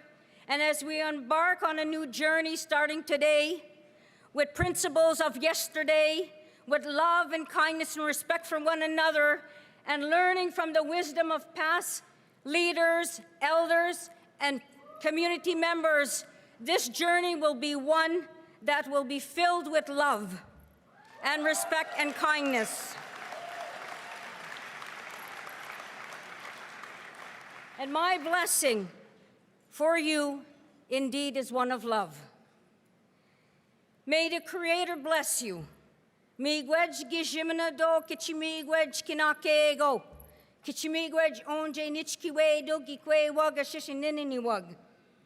And may the Creator bless you with a good heart, good health, strength, and guidance. Let us show kindness and respect for one another as peers, as colleagues, and leaders. Let us embrace the spirit and intent of community, because that's who you need to be, and that's who we are, community. Community. Let us embrace the spirit of love for one another and to one another. And that love is so much needed today, because we see what's going on out there. And let no one break love. People want to be negative, let them be negative. It belongs to them. For love belongs to us, is what's important. Important.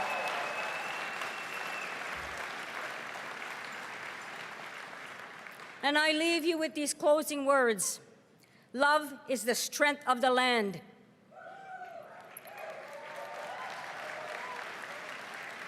Love is the courage of the heart. Love is the guidance of visions. And love is the future for all our children. All our children. All our children. Best of luck to all the candidates. Just know, no matter what, we will walk together, we will work together, and this country will remain the country that it is for all our children today and tomorrow. And my friends, Ayongwamazin, Nigawabmin, Gizagiyin, I love you all. Take good care. Best of luck.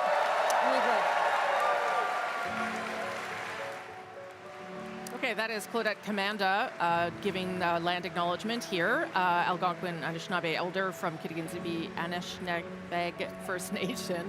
She's often at these kinds of events because she is based near Ottawa, so she did that. We are now going to hear the anthem, the singing of O Canada, which, because of the time we are in, is likely to be a loud affair inside this room. And then, after O Canada, we will hear from Justin Trudeau himself. So obviously we will not talk over this anthem. We'll let you enjoy it. You might need it yourself today. Let's listen now. Sing along with me.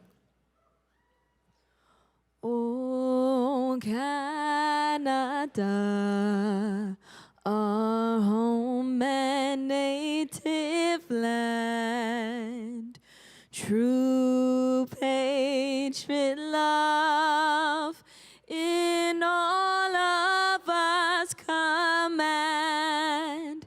Car ton bras sait porter l'épée, il sait porter la croix.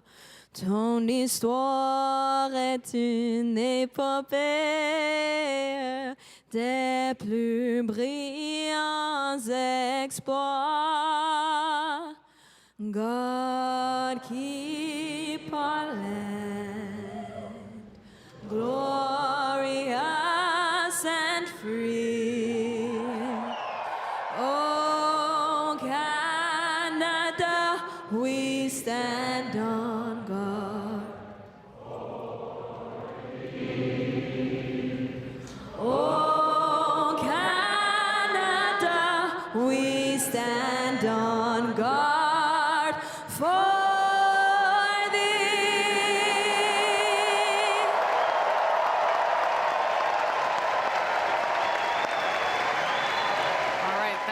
Miss McLeod, a singer and songwriter here from Ottawa, singing O Canada.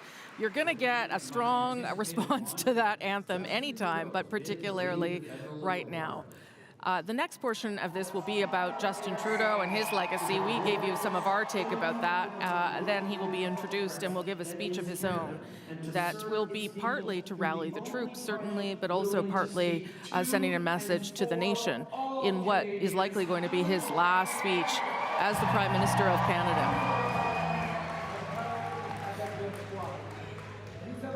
I don't think we're going to take this whole video because we talked a little bit already about the legacy, but Aaron, maybe I'll just get you to weigh in on what we heard there from Mark Carney in terms of his speech and whether he's hitting the right tone already. I mean, as our partisan friends could probably concur, I think every politician who has ever run in an election campaign has said this is the most important election we've ever had. I think, though, the distinction in this case may be that it actually kind of feels that way. Yeah. He started off by saying, "Are you ready?" I think that is ultimately the question for him.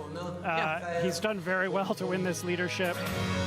In a lot of ways, this is a long time coming, going back to 2012 when people first started, speculating about his political future. I think he has, passed a significant test to start, piling up the endorsements, potentially winning this the way we think he probably is going to. But it's really hard to know how a candidate is going to do once they get into an election campaign. Okay, let's dip into a little bit of this video, if we can, just to hear the way the Liberal Party is paying tribute to Prime Minister Trudeau. John, above all, let us seize the promise of a brand new day. Merci, mes amis. Thank you, my friend.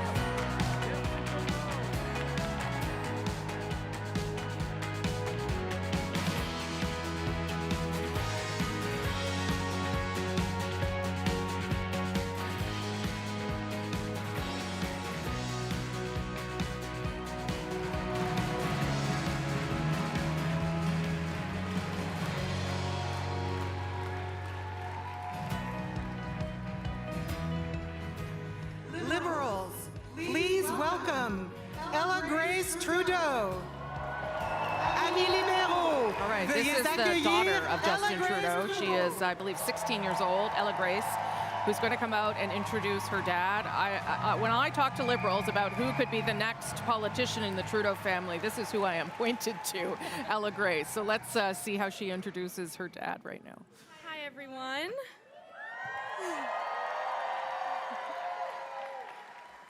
I've come here to talk to you about your Prime Minister, your leader, but to me, it's just Dad. I think we all know that being a Prime Minister is not the easiest job in the world. Long days of work, stress, media attention. It's not that easy to be the kid of a Prime Minister either. I've been trying hard to live the life of a normal teenager, but I think you can imagine it's not that simple of a task. La sécurité, les règles, security, rules, drama have all stopped me feeling free over the past few years. The number of times who spoke to me about him as if he wasn't my father. So that led me to doubt the integrity of some people. I've had some great conversations with my dad about the difficult situations I've lived through, and he never failed to make me feel better. He listened, and more than that, I knew he heard me, he understood me, because he lived through all that. The only difference is that back then there was no social media. Imagine constantly seeing your dad or even news about him as you scroll through your feed. I gotta say, I'm looking forward to seeing more of him at home and less of him online.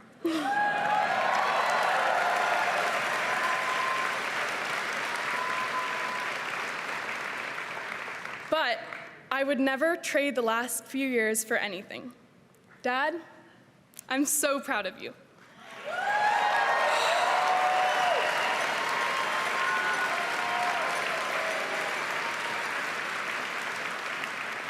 I'm so proud to have seen you fight for our country, for what you believe in, for what we, in this room, believe in. Fier de t'avoir vu. Proud to have seen you fight for those in need. I'm extremely grateful to have lived these experiences and grateful to those around me who have made it even just a little bit easier. I'm so lucky to have been able to experience so much, to meet so many extraordinary people, to see so many beautiful things and places. I will never forget the memories I've made, it be at Harrington Lake, on official trips, or even just at home. And I'm really looking forward to making some new memories of a different kind.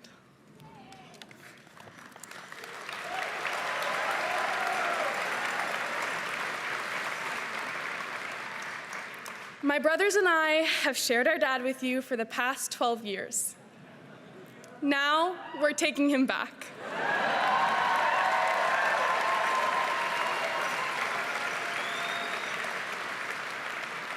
But before we do, I guess you can have him one last time. Please welcome your Prime Minister, my dad, Justin Trudeau.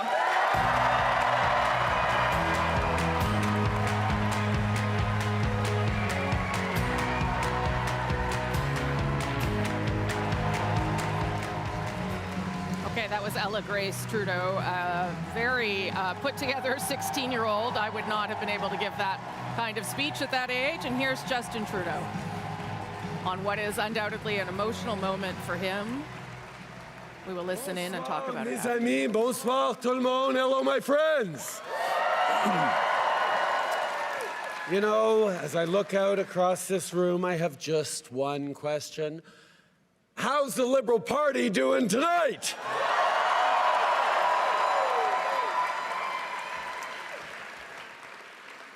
Ella Grace, I know that these last few years haven't been easy for Sav. Hey, Adrian, yourself. Thank you for having been so patient with me, even when I was stressed, when I was traveling too much, when I couldn't think about anything other than work. But please know that in the most difficult times, you inspired me. You gave me courage. You reminded me that I should focus on what was really important and not what was just urgent. Being Prime Minister of this country has been the honor of my life, but I'm so looking forward to redevoting myself to my most important role, that of father. I'm proud of the three of you, and I love you above all. Now, sit down. Now, I can imagine that you're all expecting me to stand up and talk about all that we've accomplished together. And don't get me wrong, I am damn proud of what we've done over these past 10 years for the middle class and people working hard to join it. But tonight is about our future as a party, as a country. Now, I know that we as Liberals, as a government, often get criticized by our friends for not taking a victory lap after we get something big done. We do something really big, and then we move on right away to the next challenge. Because as progressives, as Liberals, we know there is always more to do. So it is important to take the time to reflect on and share the big successes. But not tonight. Not tonight, because when Liberals gather, we're always focused on just one thing: the work that still needs to be done to build a country that stays worthy of all Canadians.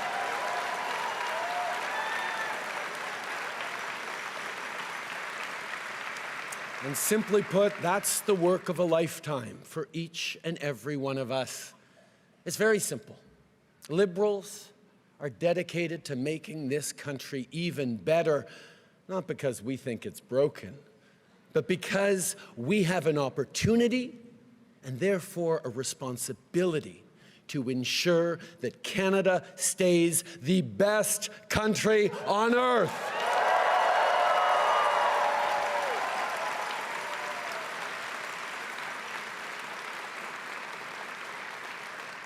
Now, these past 10 years have been challenging. Crisis after crisis has been thrown at Canadians. But through every crisis, Canadians have shown who they are. We've pulled together. We've stood up for each other, and every single time, we've emerged even stronger.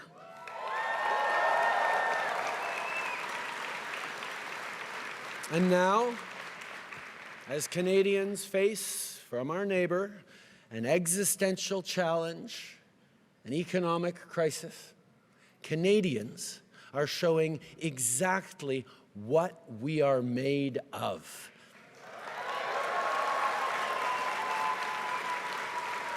Canadians are showing what it is that makes us Canadians. Not by defining ourselves by who we're not, but by proudly embracing who we are.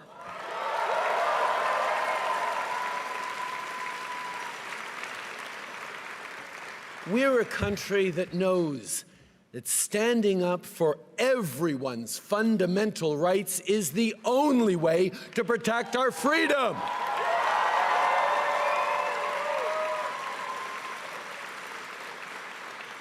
We're a country that believes no one should be left behind and that everyone should have a real and fair shot at success. We're a country that refuses to accept the false choice between a strong economy and a healthy environment. We're a country that embraces reconciliation and Indigenous peoples as true partners because it is the only path to a shared, prosperous future.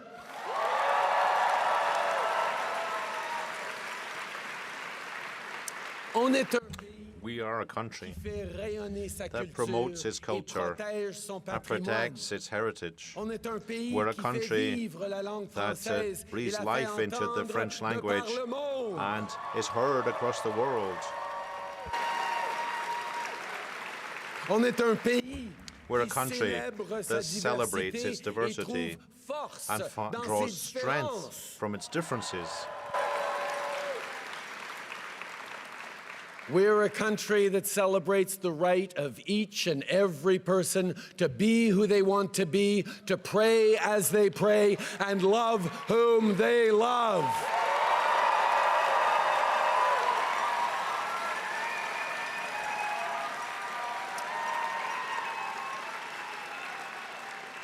We're a country that will always defend a woman's right to choose.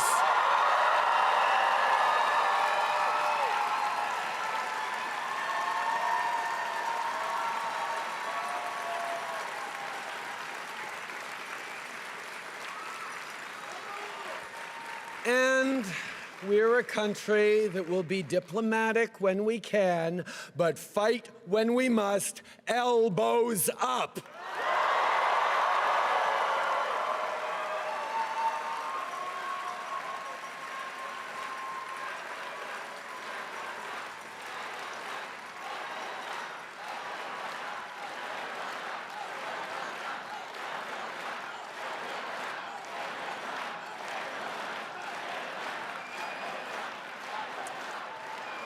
But you here in this room, and our fellow Liberals watching across the country, you know all about fighting with grit, with determination, when the going gets tough. You remember where we were 15 years ago with just 35 seats in the House. You remember our ups and downs and all those times that people counted us out, all the times they said our party was on its last breath. Like all Canadians, it's when you try to count us out that we Liberals show our true mettle.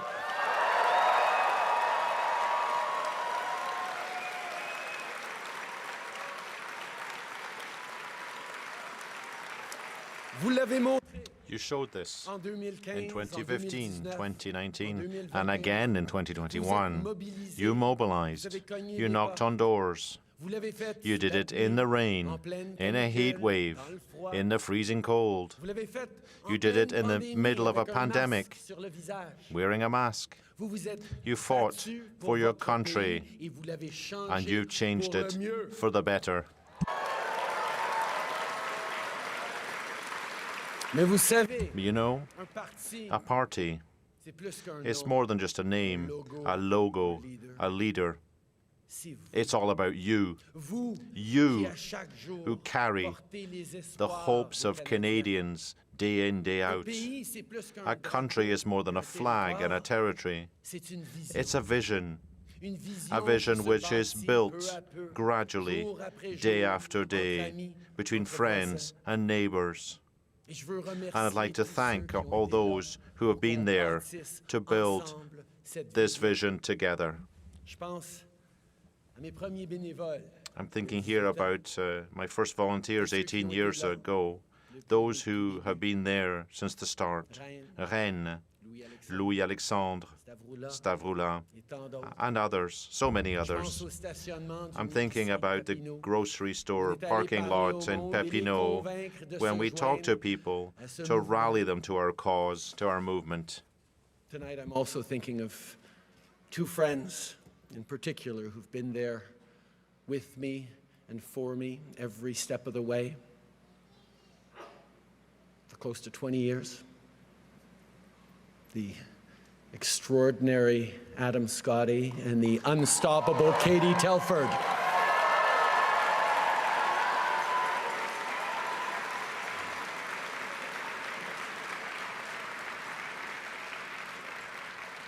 Now, as I look at all of you in this room, no speech could be enough to thank you all as much as I'd like to, as much as you should be.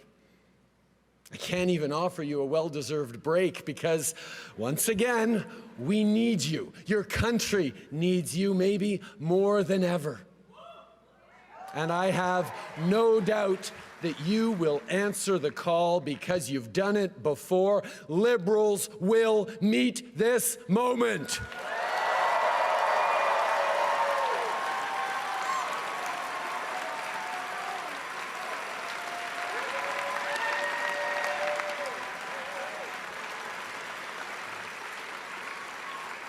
And make no mistake, this is a nation-defining moment. Democracy is not a given.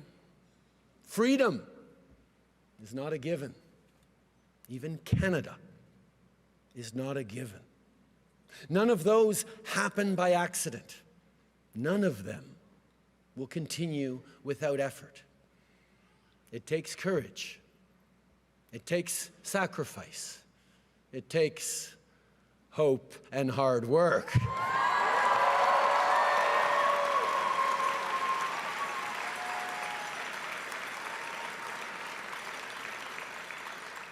"60 years ago, standing atop Parliament Hill, Prime Minister Lester B. Pearson first raised our beautiful maple leaf into the Canadian sky.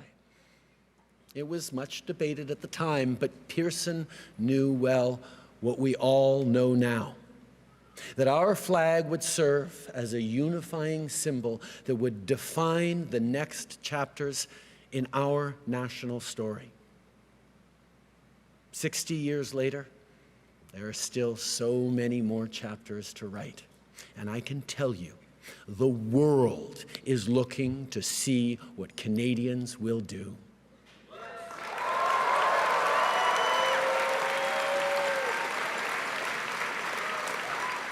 So let us not dwell on all the great things we've achieved over the past 10 years. Let us aspire instead to achieve even more over the next 10 years and the decades to come. Let us remain steadfast, defiant, and united. And let us not just think about our party, let us prove our love of country.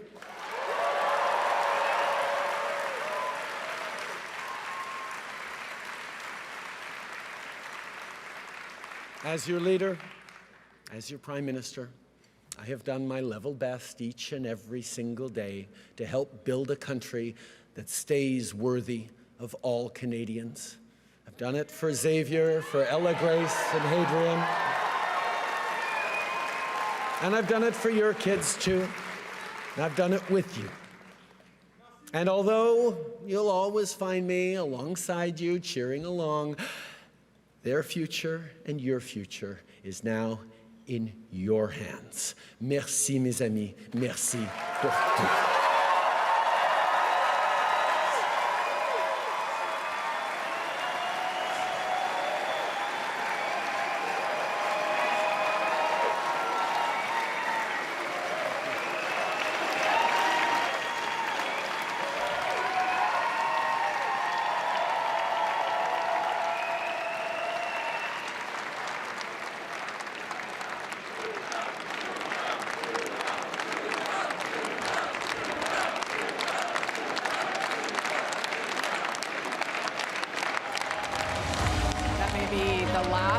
public speech that Justin Trudeau gives as Prime Minister of Canada after more than 9 years in the job.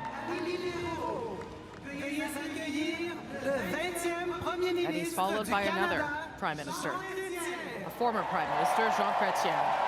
We'll talk more about Trudeau's speech in just a moment, but we will listen to Jean Chrétien here also to rally the troops.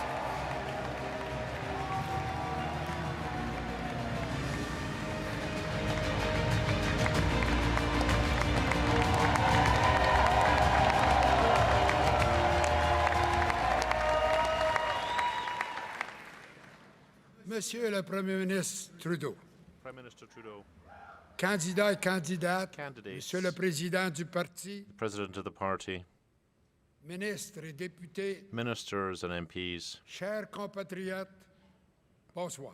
good evening. C'est une occasion exceptionnelle This is d'être an exceptional vous ce soir. opportunity for me to be here this evening. Il s'agit de ma 9e This is convention my du Parti ninth libéral à laquelle ninth je Liberal participe. convention that I participated in. Et c'est la 7e fois And it's the 7th time que je m'avance au podium. that I've spoken at the podium. Je n'aurais jamais cru I que would je have never pourrais le thought faire that I could à do it l'âge de 91 ans. at 91. Et toujours prêt à me battre. I'm still ready to fight. I have fight in me yet. It's great to see so many young people in the room today. It reminds me of my first Liberal convention when I was the president of the Young Liberals at Laval University. In 1958, when Lester Pearson was elected Liberal leader.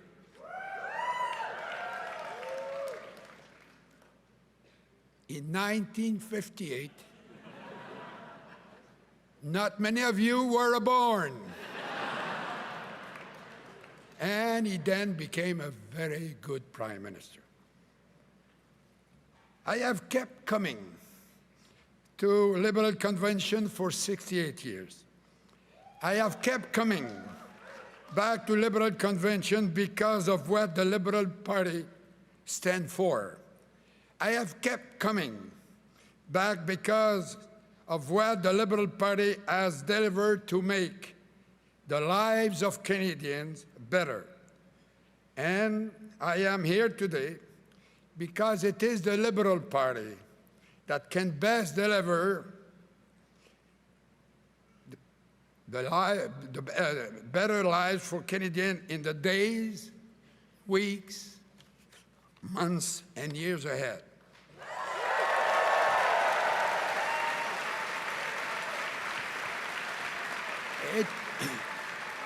It is the Liberal Party that has given Canadians the Canadian Pension Plan and Medicare, the Charter of Rights and Freedom, the 2 official languages that put the Indigenous rights into the Canadian Constitution, brought in tough gun control laws, affirmative action. We have always supported women's right to choose. We are the party who led the way to permit the second party in the country in the world to permit same-sex marriage. The party is the party of diversity, equality, tolerance, openness, and inclusiveness. We Liberals call it the very essence of Canada. And it is the Liberal Party that gave us the red maple leaf flag 60 years ago, which flew so proudly in homes across the country on the 14th of February to demonstrate our patriotism and love for Canada. I want to say a special thank you to former Prime Ministers Joe Clark, Harper, Martin, Campbell, for coming together with me to rally Canadians across the land to show the Canadian flag with pride, with a lot of pride.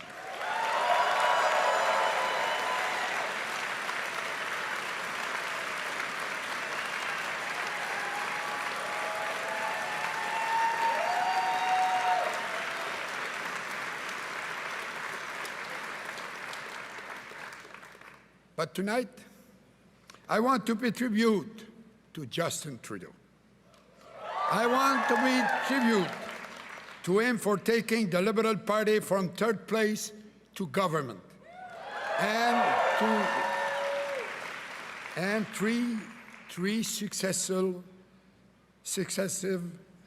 election victories. I want to pay tribute to what he and his team have accomplished. Canadian Child Benefit, to reduce the poverty for the children in Canada.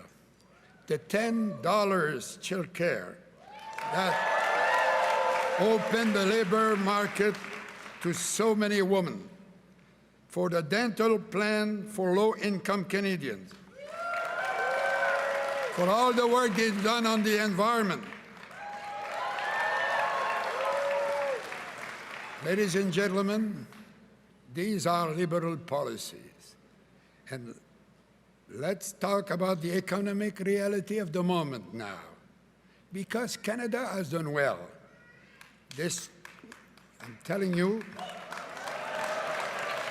as I've said so many times, Canada is not broken.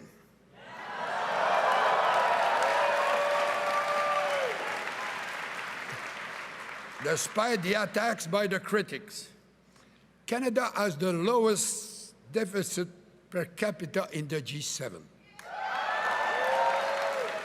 More than 5 times lower than in the United States. For the lowest debt per capita in the G7. And in fact, the payment on the interest of the debt today is only 11% for each dollar of tax we pay, and compared to what we got when we formed the government in 1993, we were obliged to pay 35 cents in every tax dollar.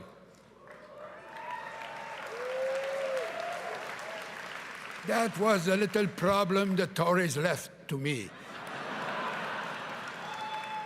And we balanced the books. We took that mess from the Tories and we balanced the books. And we had 10 years of surplus. And the Tories came back to power and we went back in debt. Now inflation is 1.9% in Canada. It's 3.2% and increasing south of the border. You know, I spend my life talking about job creation. Now the problem, we're looking for manpower. It's a difficult problem, but it's better than the reverse. You know, I want to pay tribute to the government, to Mr. Trudeau, and to all the provincial governments for the fact that they have been with the municipalities to put together the best program on the pandemic that we face, better than any other country in the world.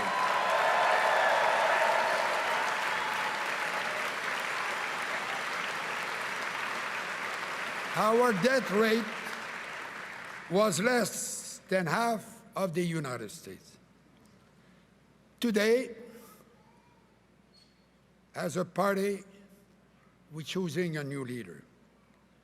A leader who will assume the mantle of Laurier and King Saint Laurent and Pearson, Trudeau's father, Trudeau the son, who has with him a very beautiful daughter. You know, I'm old enough to say that.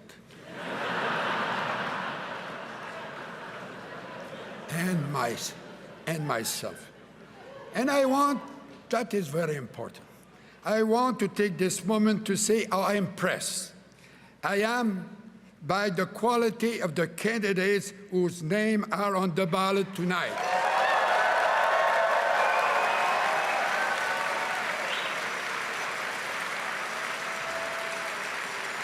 It makes me very, very proud to be a Liberal. Et maintenant, parlons de l'éléphant dans la pièce. Let's talk about the elephant in the room.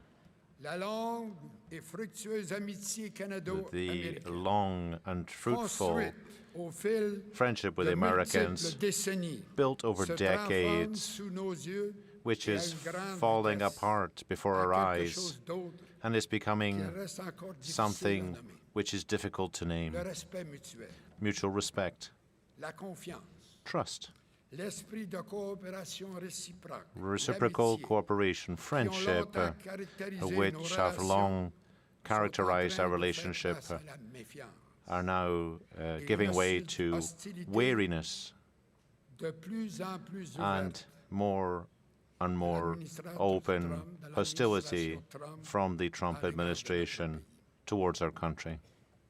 du jamais vu qui confond de plus en plus This is something we've non never seulement seen, les Canadiens, but mais certainement this is something la that majorité Canadians des don't Américains understand, and I think the majority of Sans Americans même don't understand it either, parler du reste without de la planète. mentioning the rest of the planet. Pourquoi? Why? Disons que pendant Well, que chercheurs universitaires, Why historiens, journalistes, historians, et autres journalists, spécialistes and de la university politique internationale researchers and experts tentent in de trouver un international sens politics qui are trying to make n'en sense a pas. of something Au that doesn't Canada, make nous nous sense. serrons les Well, coudes in Canada, our elbows are up. pour affronter We're working aussi together unis to unite, qu'il est possible de l'être ce qui menace to deal with this notre threat, économie the threat to our economy et notre souveraineté. and our sovereignty. Autrement dit, notre existence. In other words, our very existence as a country. En début de la semaine, les menaces et hausses At de the beginning tarifs of the douaniers week, est devenue une réalité Tariffs became a qui reality, ne fera que des perdants and there will only si be seul losers l'argent est la mesure. if you measure it Mais pour in nous, financial Canadiens, terms alone. But for Canadians, Il est infiniment plus it's more than that. que l'argent dans cet enjeu. It's more than money that's at stake here. Nous aimons notre pays We love our et notre country indépendance. and our independence. Nous aimons ce que nous We sommes, love who we are car nous sommes uniques. because we're unique in the world. And I want to pay tribute to the Trudeau government and all the premiers for the way they have led Canada in the last few weeks in confronting the menace imposed on us.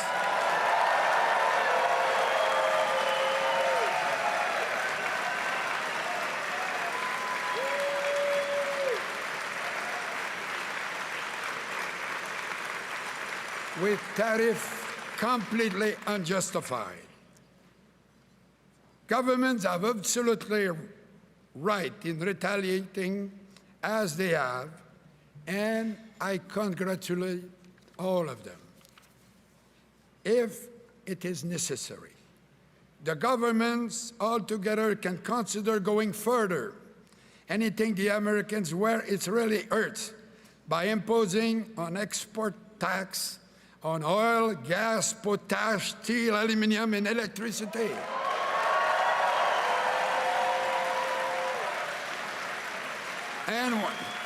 And we'll use that money to build infrastructure that are needed in Canada. For example, to build a pipeline for natural gas from Alberta to Quebec. Alberta, the family of my mother, and Quebec of my father. So, you know, I think that if we do that, that will keep the steel workers working in Canada for a long time. And I could go on, but I'm limited in time. So, the world has lived for 80 years with a rule-based order that has brought us peace and prosperity. It has enabled the United States to be the strongest, the most powerful country in the world. It has allowed all of us to sleep well every night. And now, Donald Trump has decided to throw it all out the window. We are going to be living very difficult time, but I'm very confident that the next Prime Minister will work with the premiers, the leaders of all the political parties in the House of Commons, and allies around the world to stand together to meet the challenges that Mr. Trump is creating for the whole world.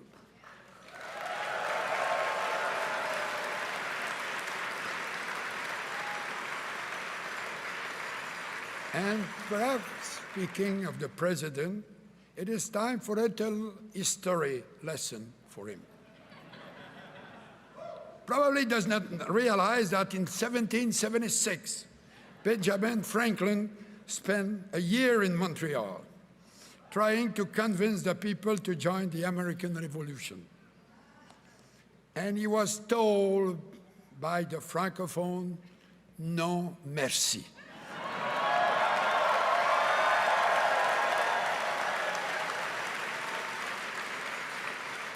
And they were right. Look what happened to the French language in Louisiana. The Loyalists left the USA to come back to Upper Canada and the Atlantic. And the Francophone and Lower Canada, together they built our independent country. During the War of 1812, Americans came to what is known Canada on a mission of conquest. They were defeated by Colonel de Salaberry in what is now Quebec, and by leaders like the great indigenous chief Tecumseh in what is now Ontario.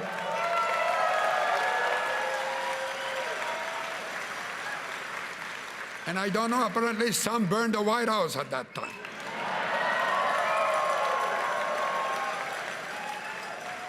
But I'm too old to do it. No, it's a joke. But, ladies and gentlemen, we have been friend and good neighbor with our southern neighbors. But we must stand up for ourselves. Historically, despite our friendship, we have had problems, but we always found a way to solve them. We have worked with and collaborated with the United States in the past, and I'm telling you, we will do so in the future. We are good neighbors and friends. We are good neighbors and friends, but we are proud and independent country.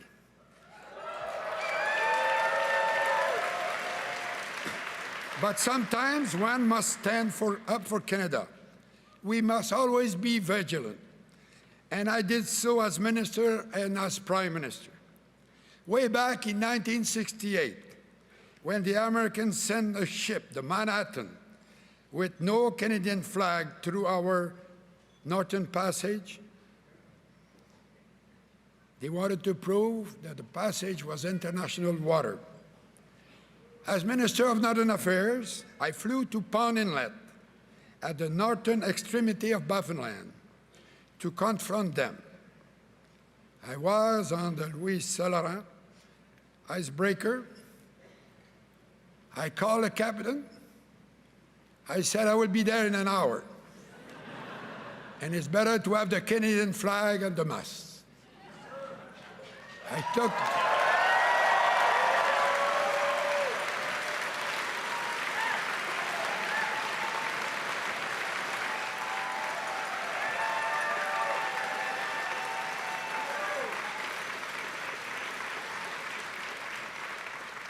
When I arrived, there was the Canadian flag at the mast.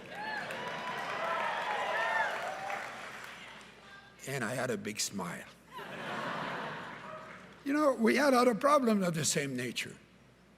You remember Newfoundland, the so-called fish war, when we arrested the Este, when my friend Tobin made a great show at the UN with the illegal nets, and we were successful. They changed the international laws after that because there was a problem that needed to be fixed. And I'm quite proud of it, and it was quite a time. Yeah. I was traveling in the West. I came back. It was Holy Week.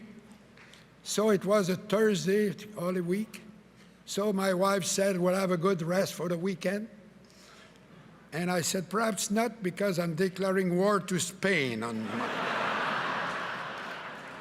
She did not sleep. But, you know, we had another problem on the West Coast. You know, we have Vancouver Island, the mainland, and Canadian waters. And the fishermen from Oregon and Washington State were going to Alaska, but they were not respecting our water. So we threatened them to block the passage on Canadian water and force them to go in the high seas. It was a very difficult problem. The senator of Alaska said it was almost a question of war. So I discussed that, and I talked with my friend Bill Clinton, and he said, it's south of Canada, there's not much I can do. I said, if you cannot do something, I will do something.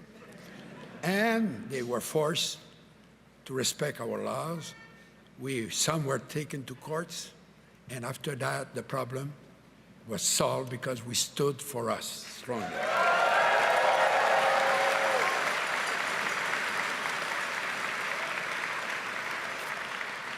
But for 8 years, I was a colleague of Bill Clinton, and he would always say that Canada was his best ally, and that I was a very good friend, and we still are very good friends. But we worked together, and we found solutions together. And it's what happened in the future, too. We always been good neighbors with anybody. So I was proud, too, when I was Prime Minister, and I had to say no to the participation in the American invasion of Iraq.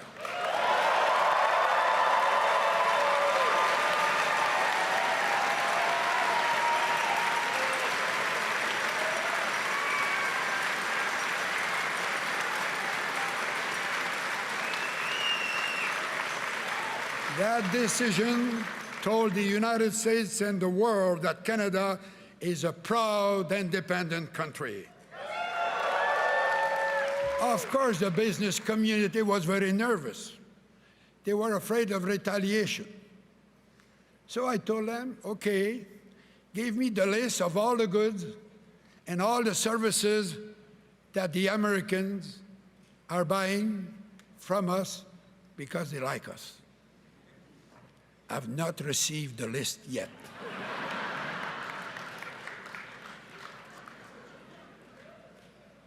So, you know, we will work in collaboration with them. But, you know, they have to understand, and everybody understand, that we are a very proud country. And for me,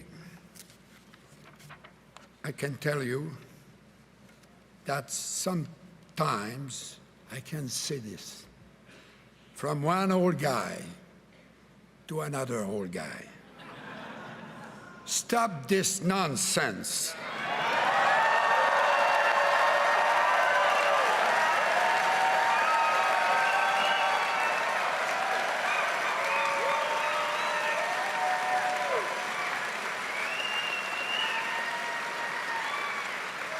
Canada will never join the United States. I can tell you that my parents were not millionaires from New York. They were workers from Shawinigan. But my mother taught us good manners. She would have been ashamed of me if I had treated anyone the way that the president treated my prime minister and the president in Ukraine in the last few weeks.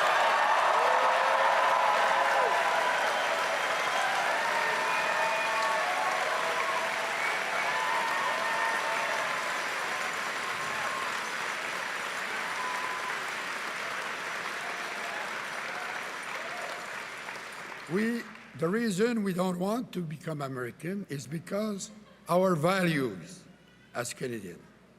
We are proud Canadians, and yes, we owe a debt of recognition to Mr. Trump. He has united us as never before.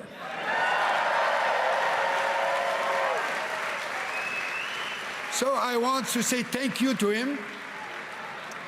And I think I will propose him for the Order of Canada. I'm just kidding. Mesdames et messieurs, quand j'étais Premier ministre et que j'allais partout dans le monde, I would travel across the world. I went to the UN, to the G7, to NATO, to the Commonwealth, to the Francophonie, and to all sorts of international meetings on the 5 continents. When I came back to Canada, each time I would say that the job of being Prime Minister is perhaps the easiest of any country in the world. Canada is the country that works the best, I think. Much better than any other country in the world. And it's why there are millions and millions of human beings from all over the world who would like to come and become Canadian citizens. There was a survey not long ago. They were asking the people, where would you want to go if you had to start again your life?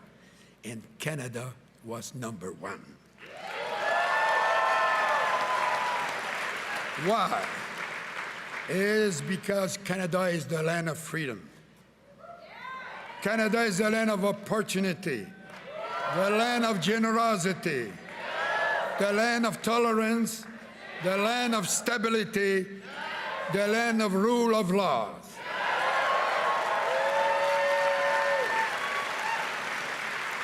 It is our land that is the envy of the world. Canada will continue to rise through north strong and free.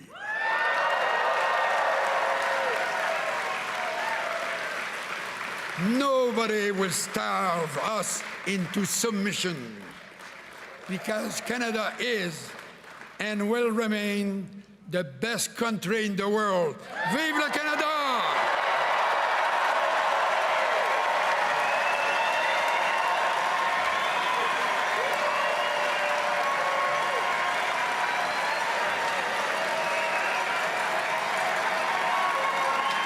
Okay, and there is 91-year-old Jean Chrétien still full of energy, delivering a speech to rally the Liberal Party and the country, telling Donald Trump directly to stop this nonsense. He was also out, of course, to pay tribute to Prime Minister Trudeau and talk about the way he had defended the nation against Donald Trump, and also throughout COVID. He was thanking Trudeau for the premiers and the premiers for the way they handled things through the pandemic. This is the president of the Liberal Party who's going to come out and give a bit of a speech now before announcing the winner, the winner of this race. But I want to talk a little bit more about Justin Trudeau's speech, and we'll of course not miss the moment when the winner is announced. David, what did you make of what Justin Trudeau had to say? He was emotional for sure, following that quite incredible speech by his 16-year-old daughter, Ella Grace. What did you make of what he had to say? Well, I think Mark Carney and Christopher Freeland and everyone else is quite lucky that Ella Grace Trudeau isn't running in this particular race, because that was a remarkably composed 16-year-old young woman paying tribute to her father there, and I think every parent wants their kid to say great things about them with affection and with pride. The Prime Minister, in what is probably his final speech to a national stage before this all goes, he continued what has really been the note of the day, Rosie, that just how much patriotism is infusing this in a way you don't normally see at a Liberal political convention. I don't say that to say they're not patriotic, but the symbols of the flag, the anthem, the standing up against the United States, and there is this continuum there of reminding them of all the important things that they have done to get to this point, but then a call to arms for the things that are going to be happening in the next little while. Because as he said to them, we have done so much and we've worked so hard, I wish I could give you a break. But we need you, because a nod that the minute today ends, the party, the government, the country very quickly moves into election mode, because probably, we're voting as a country most likely by the end of April, maybe into early May, which means there's not a lot of time for the transition and everything to happen. But it was interesting to hear him bring back, to speak about the moment, to speak about the future, and then punctuate his speech with the old callbacks like the middle class and those working hard to join it, which is something Cameron can probably tell you they wrote into everything every day, and we heard every day, but that we haven't heard in a while.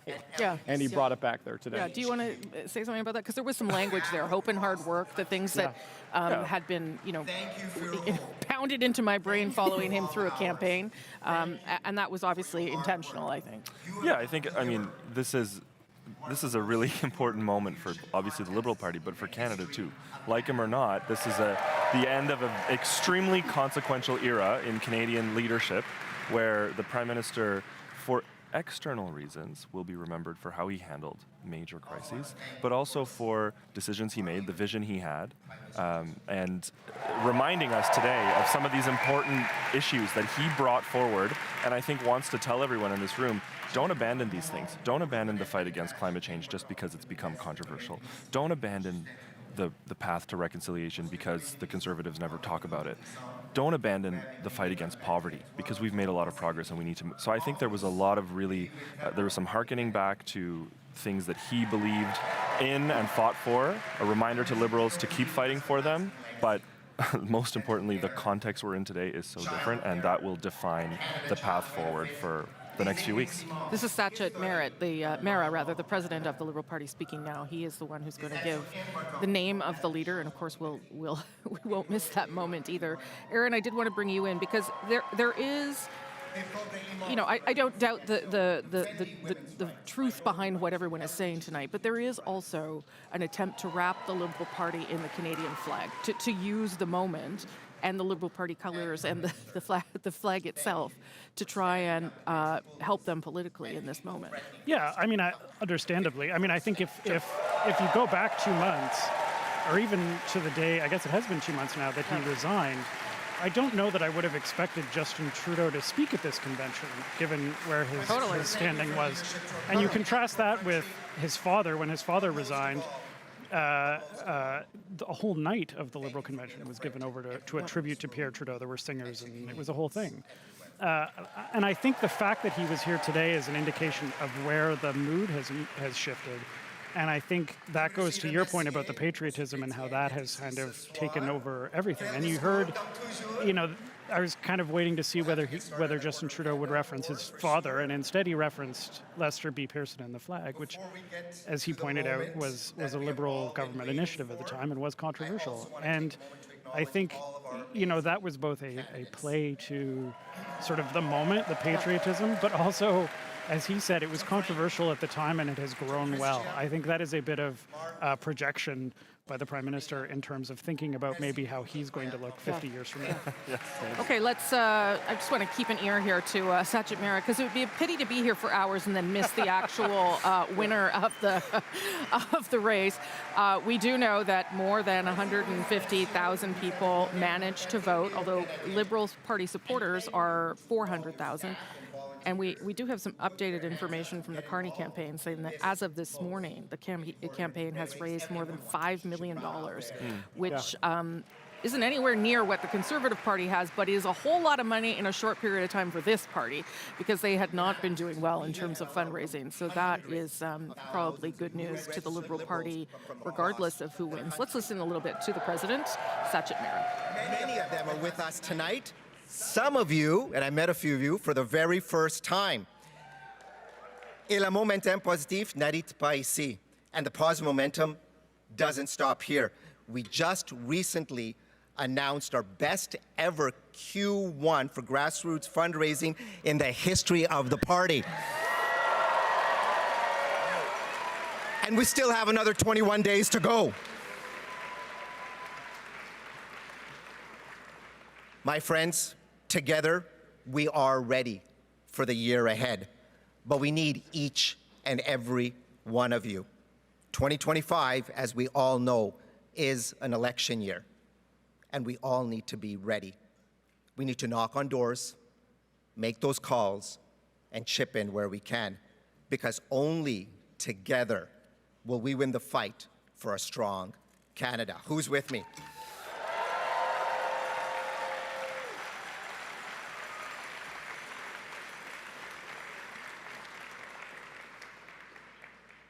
Now, who's ready? Now it's the moment to announce our new leader. Maintenant, c'est le moment d'annoncer notre nouveau chef ou notre nouvelle chef. To hand me the results, I'm happy to invite on stage Beatrice Keller-Raffoul, who has been serving as the Chief Electoral Officer for the vote and protecting the integrity of the process. Pour me remettre les résultats, j'ai le plaisir d'inviter sur le Now have the pleasure to invite Beatrice Keller-Raffoul, who has been acting as Chief Electoral Officer for the vote and has worked to protect the integrity of the process. Beatrice, over to you. Thank you. A reminder that the winner must receive more than 50% of the points allocated in a ballot to win. The following are the results of the first ballot with 151,899 votes cast.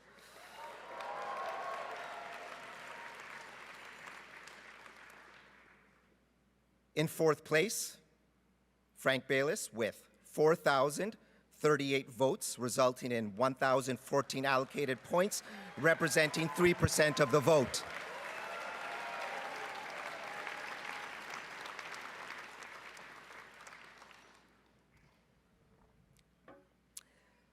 In third place, Karina Gould with 4,785 votes, resulting in 1,100 allocated points, representing 3.2% of the vote.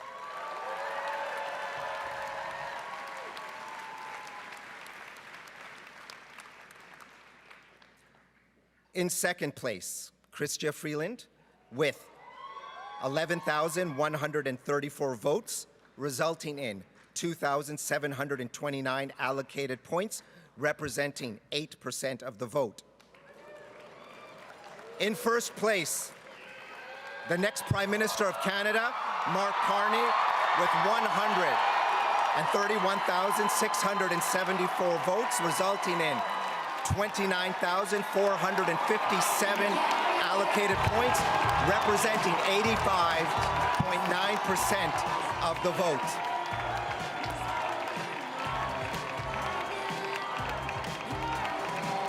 All right, and there you have it. It took one ballot and a landslide victory. Mark Carney is the next Liberal Party leader, the next Prime Minister of Canada, and for now, the Prime Minister designate with an overwhelming win at 85%. That is bigger than the win that Justin Trudeau had in 2013. and is beyond decisive. Let's put it that way. There he is with his wife, Diana, celebrating. The Liberal Party has a new leader to take them into the next election. This is the first ever Prime Minister designate who has never held elected office. He has never been elected. He is untested politically, with the exception of these past 2 months. But he has sold his vision to the Liberal Party of Canada, and they are buying what he's selling. David Cochran. That is a remarkable number in this race. I mean, the expectation was a first ballot victory for Mark Carney. But people were talking, is he going to get 58? Is he going to get 65%? Maybe 70 if everything breaks his own way. But to get 85.9%, and to see Chrystia Freeland, who is the Deputy Prime Minister and Finance Minister in this government, at just 8%, it just shows you how decisive and how lopsided this whole thing was, really from the beginning. It has seemed inevitable. He at times in this race seemed invincible, and certainly the results that we're seeing today show that. I would say, Rosie, this really limits the chances of him ever becoming the Finance Minister of Canada, but within days, he will be the next Prime Minister of this country. This is certainly a bigger win than Justin Trudeau in 2013, but it is also a bigger win than Pierre Poilievre in his leadership race, which was also viewed as a massive, decisive victory. This is one of Mark Carney's children who's going to introduce him here. And we won't want to miss, of course, the first speech that Mark Carney will give as Liberal leader of Canada. I'm going to try and deliver this speech with as much grace and poise as Ella Grace.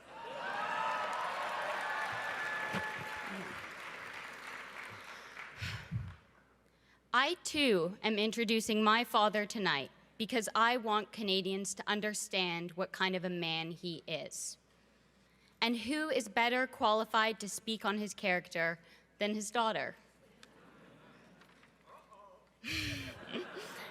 My father is, to his core, a man of commitment. I don't just mean that in a general sense. He is unflinchingly dedicated to what matters, focused and principled, funny and kind. Canadians care about actions, and my father is a man of action, a man who has traveled the length of Canada to hear what Canadians want from their leaders, what they want for their future. He's up early to read his papers and stays up late preparing for the next day. He has taught me the importance of always putting in the work. But you can work hard all you want. If you don't have a solid foundation, there's nothing to build on. And that's what I really want to share with you tonight, the foundation that makes my father who he is. He is unwaveringly supportive of the things he cares about. Every year for our birthdays, he burned us CDs, and somehow they were good. Sometimes now, when we don't know what to get him, we make him a playlist. He cheered me on in the freezing cold at my cross-country races. He sat for hours to help me with my math homework, persevering until I understood. I can tell you that I appreciate this more in hindsight than I did at the time. In all seriousness, my dad invests in what matters. He expects nothing to come without hard work, and he is always ready to work hard. The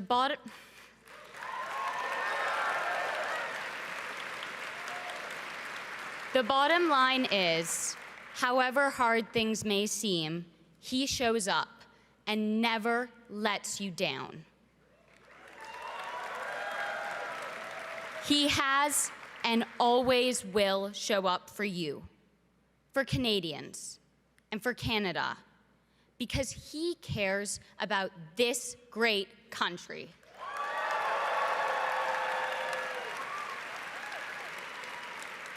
Now, my father, your new Liberal leader, and the 24th Prime Minister of Canada, Mark Carney. Merci.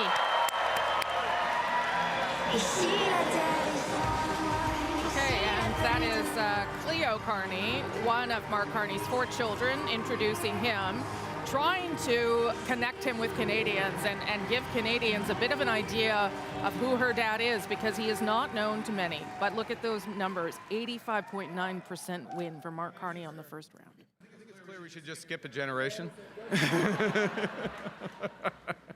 Alors, bonsoir tout le monde. Wow. This room is strong. This room is Canada strong. Thank you, Cleo. Thank you, Cleo. And to my wife, Diana, our children, Cleo, Tess, Amelia, and Sasha. Without your support, I wouldn't be standing here.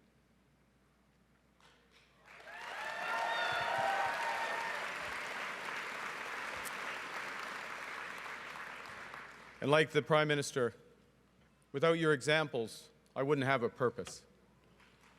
And without your love, I wouldn't have the strength that I need for what lies ahead. Thank you.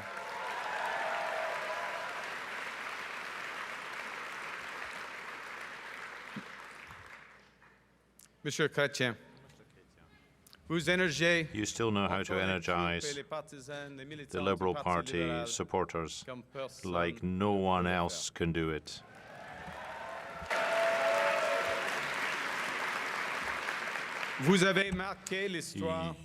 You took courageous and historic decisions. You showed our allies that Canada will always stand up for what is just and fair.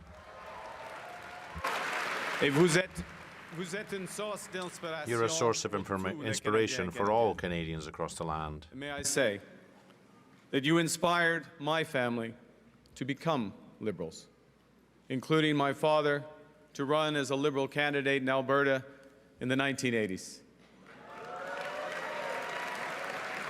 Some elections are tougher than others. And you inspired me. You inspired me over the years. And now to have an opportunity to continue your tradition of fiscal responsibility, social justice, and international leadership.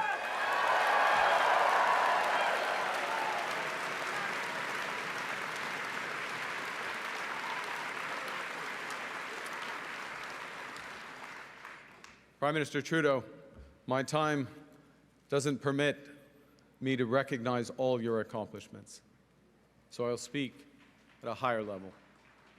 You have combined strength and compassion every day as a fighter for Canada.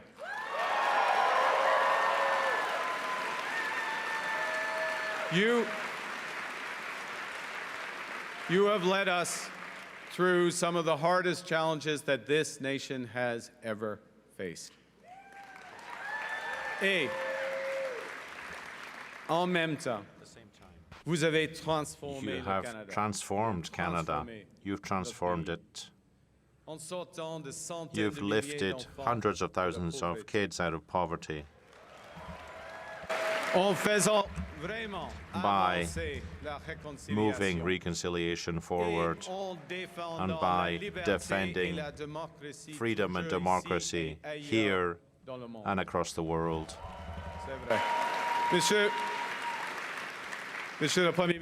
Prime Minister, I think I am speaking for everyone here when I thank you for your hard work. As Ella Grace said, your hard work, for your leadership, and for your service to our great country.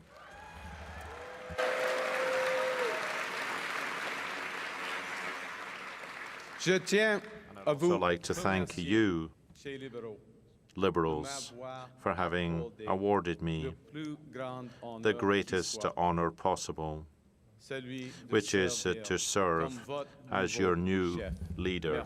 Thank you. I'd like to thank the tens of thousands of volunteers across the country who have devoted themselves to rebuilding our country and to giving back hope to our country. I pledge to you and to all Canadians that I will follow their example. I will work day and night with one purpose, which is to build a stronger Canada for everyone.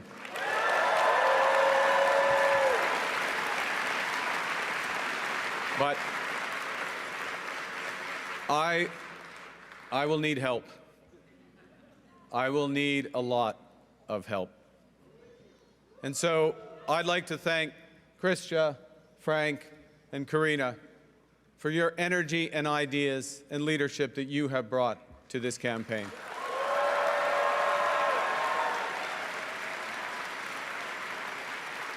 And I would like also to thank those ministers who remained in their posts to serve Canada directly during this time of great peril.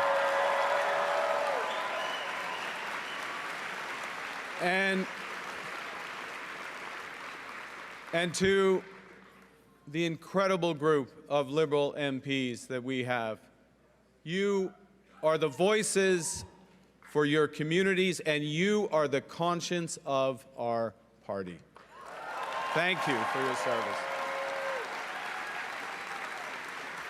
Now, to give a sense of that service, I'm going to quote from a message that I and Christia and Karina and Frank, the four of us, received from someone called Bob Zettel. Now, Bob, full disclosure, I know the leader of the opposition's into full disclosure, so I'm going to, full disclosure. Full disclosure, just want to get this on the table. Bob goes to my church.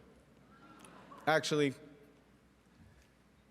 I go to Bob's church because he goes there a lot more frequently than I do. Anyways, point is, Bob wrote to the four candidates, and he said, I quote, "Right now, everyone sees the main threat as the Trump tariffs. But the far greater challenge will be, as it always has been, to foster unity and a sense of the common good. There are those who will seek power by dividing us." We'll get to that later on.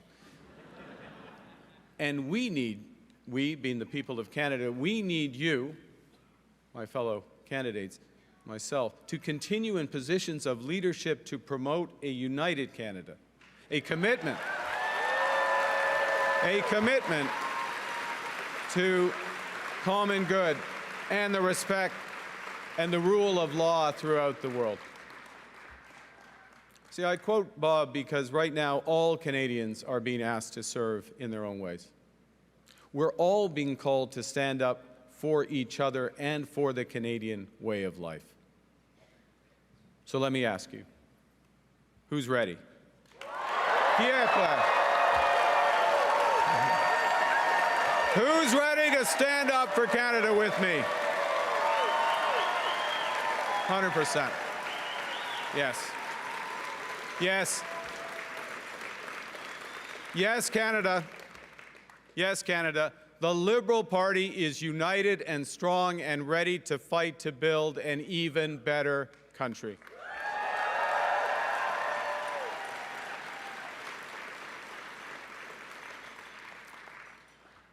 Now, I feel like everything in my life has helped prepare me for this moment. 2 months ago, I put up my hand to run for leader because I felt we needed big changes, but big changes guided by strong Canadian values. The values I learned at the dinner table from my parents, Bob and Verly, and my 3 siblings, Brenda, Sean, and Brian. Values that I learned at the hockey rinks of Edmonton from my coaches, such as Stormin Norman Lee. He exists. We didn't call him that to his face, by the way, but that was his. My parents were teachers, and they stressed the importance of hard work, of community, and of tolerance. My coaches were dedicated volunteers who taught me the importance of teamwork, ambition, and because it's Canada, humility. Des bonnes valeurs. Des bonnes valeurs. The right values.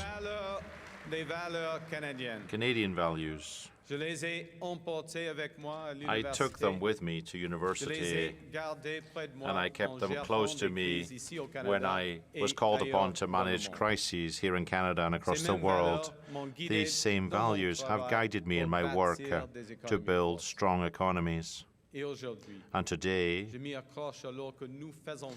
I will use those values again as we face this most serious crisis in a generation. Canadians know that new threats demand new ideas and a new plan. They know that new challenges demand new leadership. Canadians want positive leadership that will end division and help us build together.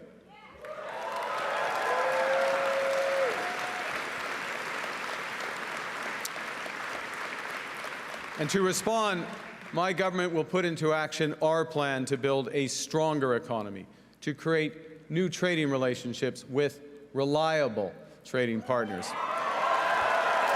and to secure our borders. Pour être clair, Clear here. This will require change, big change. But I know that Canadians are ready. They've told me so across the country. People want change because they're concerned. They're concerned about the cost of living and the housing crisis as well. They're worried for the future of their young, their kids. They're worried about the future of Canada in the face of President Trump's threats and a more divided and dangerous world. Now, I am a pragmatist above all. So when I see that something's that's not working, I will change it.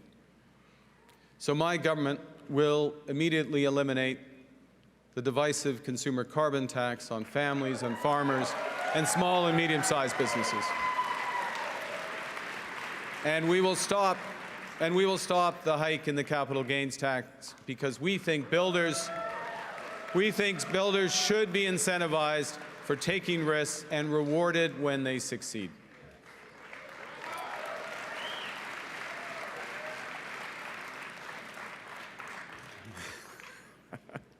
Canada needs more of this type of change. Change that puts more money in people's pockets. Change that makes our companies more competitive. Change that builds the strongest economy in the G7. Now, there's someone who's trying to do the opposite. There's someone who's trying to weaken our economy. Yeah, Donald Trump. And Donald Trump, as we know, has put, as the Prime Minister just said, unjustified tariffs on what we build, on what we sell, on how we make a living. He's attacking Canadian families, workers, and businesses, and we cannot let him succeed. And we won't. We won't. I am proud of the response of Canadians who are making their voices heard and their wallets felt. I am grateful for how our provinces are stepping up to the fight, because when we are united, we are Canada strong.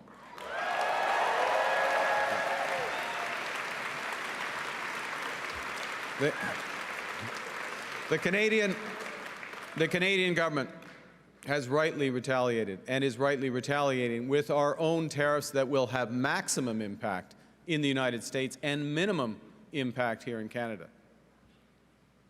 And my government will keep our tariffs on until the Americans show us respect.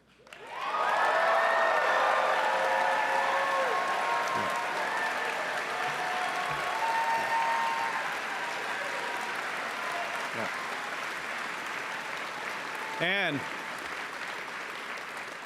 And until they can join us in making credible and reliable commitments to free and fair trade. As Krista did. Yeah. And in the meantime, we will ensure that all the proceeds from our tariffs will be used to protect our workers.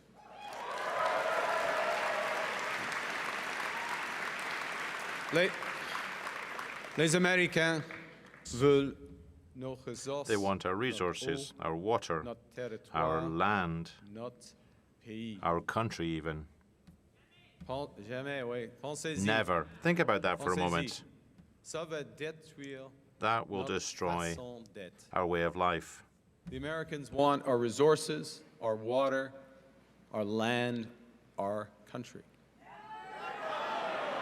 Think about it. If they succeeded, they would destroy our way of life. In America, healthcare is a big business. In Canada, it is a right.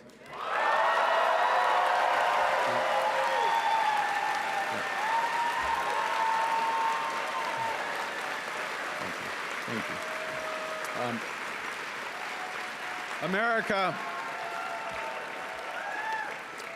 America is a melting pot. Canada is a mosaic. In the US, differences are not respected or recognized. First Nations aren't recognized, and the French language would never have any rights. La joie de vivre culture and the French language are part of our identity.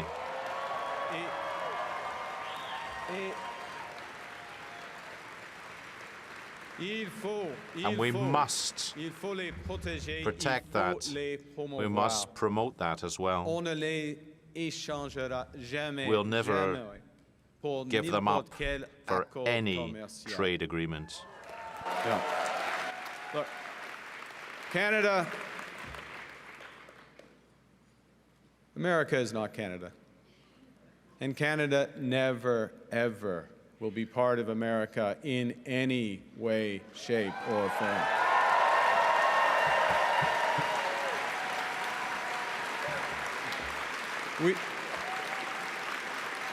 Look,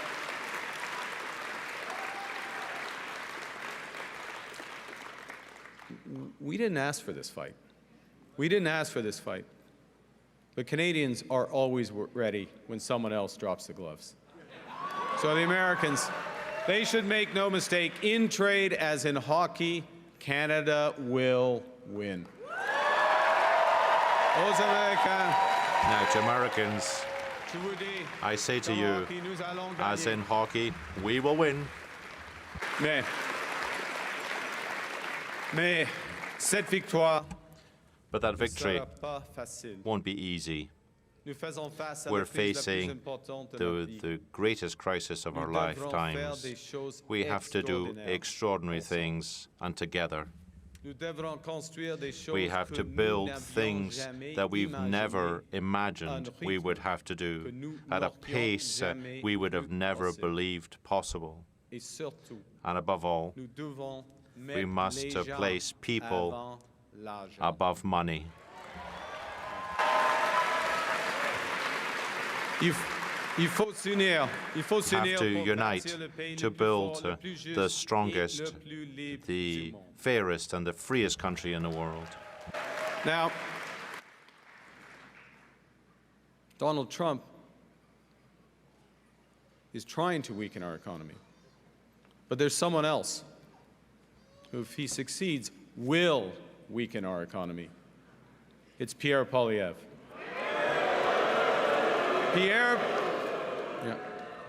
Pierre Poilievre just doesn't get it. He is the type of lifelong politician, and I've seen this type around the world, a lifelong politician who worships at the altar of the free market despite never having made a payroll himself. And And now, in the face of President Trump's threats, Pierre Poilievre still refuses to get his security clearance. At a time when our national security is under threat as it has never been before. At a time of immense economic insecurity, he would undermine the Bank of Canada. Monsieur Poilievre veut fermer Radio Canada. Has called for the shutting down of CBC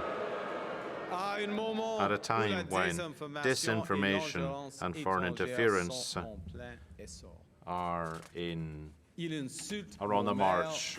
He insults our mayors and ignores the First Nations when it's time to build.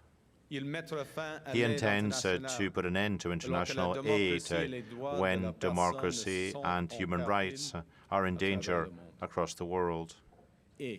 And he will also allow our planet to burn. Pierre Poilievre would let our planet burn. This is not leadership. It's ideology. It's ideology that betrays what we as Canadians value, each other. It's an ideology that also represents a fundamental misunderstanding of how the economy works. Now, unlike Pierre Poilievre, I've actually worked in the private sector. I know how the world works, and I know how it can be made to work better for all of us. And that knowledge is especially useful now in the service of Canadians when we must build a new economy and create new trading relationships.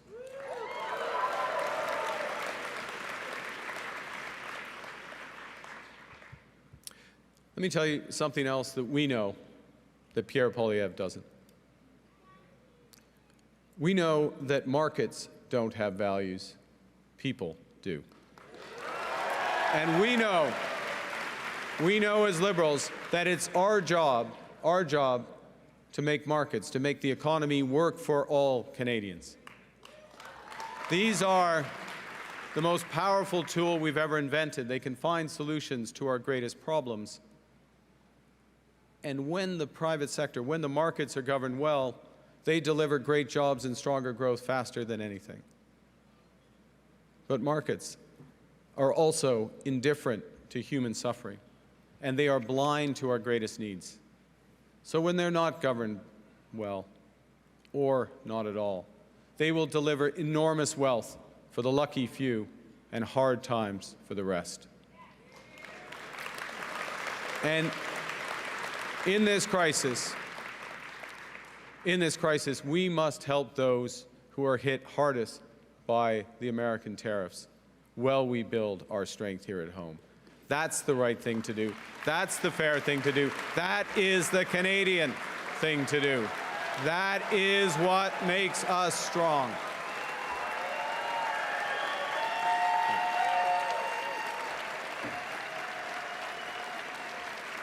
So Donald Trump thinks he can weaken us with his plan to divide and conquer. Pierre Poilievre's plan will leave us divided and ready to be conquered. Because a person who worships at the altar of Donald Trump will kneel before him, not stand up to him.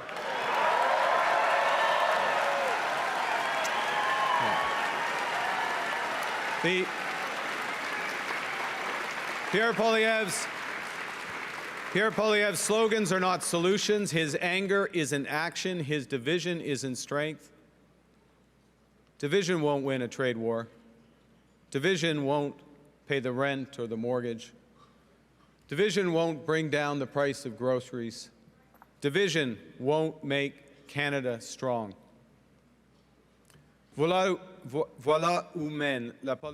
This is where negative politics and division and anger takes us. Half of the US fears the other half. They're wary of each other. We can't allow such a situation to occur here in Canada. Les Américains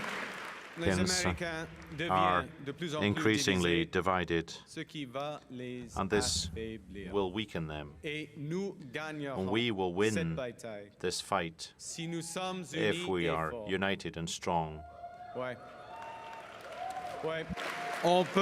Yes, we might disagree over policy. We might disagree over hockey. You can support the Oilers in Ottawa. That's possible. It's a free country, after all. But when it comes to Canada, we're all on the same side. Let's choose to be strong. Canada strong. Now,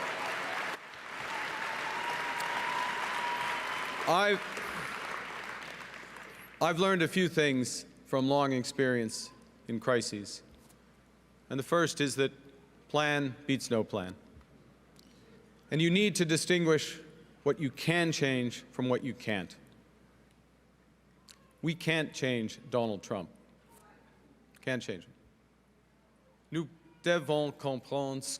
But we have to understand what we can and we must change. We are masters in our own house. And we can. And because we're masters in our own home, we can control our economic destiny with a plan that puts more money in your pockets. A plan that will ensure your government spends less so Canada can invest more. A plan that builds millions of homes. A plan that makes us an energy superpower in both clean and conventional energy. A plan that creates new trade corridors with reliable partners. A plan that creates one Canadian economy, not 13. Because in Canada, we are stronger when we're united. We can give ourselves far, far more than Donald Trump can ever take away. But it will take extraordinary efforts. It won't be business as usual. We will have to do things we haven't imagined before at speeds we didn't think possible. We will do it. We will do it for the common good so that everyone benefits.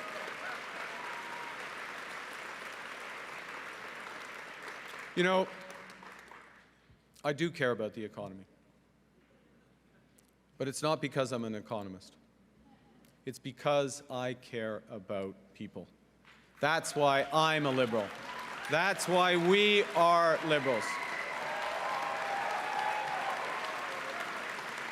On sait. It's clear that the value of a strong economy starts with the workers who have good, well-paying jobs today and who have better futures for them and for today's youth. We know as Liberals that we can't redistribute what we don't have. We also know that we can't be strong abroad if we're weak at home. We also know that we cannot build a better future if we're unable to manage the present. So, we need a strong economy, but when we're fighting for a strong economy, we're fighting for good Canadian health care for everyone. We are fighting for strong support for our seniors who built this country. We are fighting for child care for young families that they put in place. We are fighting for dental care and pharma care for everyone who needs it. We are fighting for rights. We are fighting for a strong economy so we can create a more sustainable world for our children and grandchildren, and we will deliver.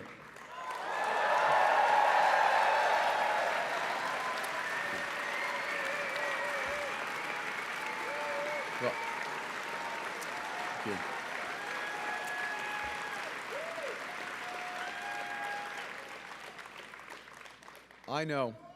I know that these are dark days.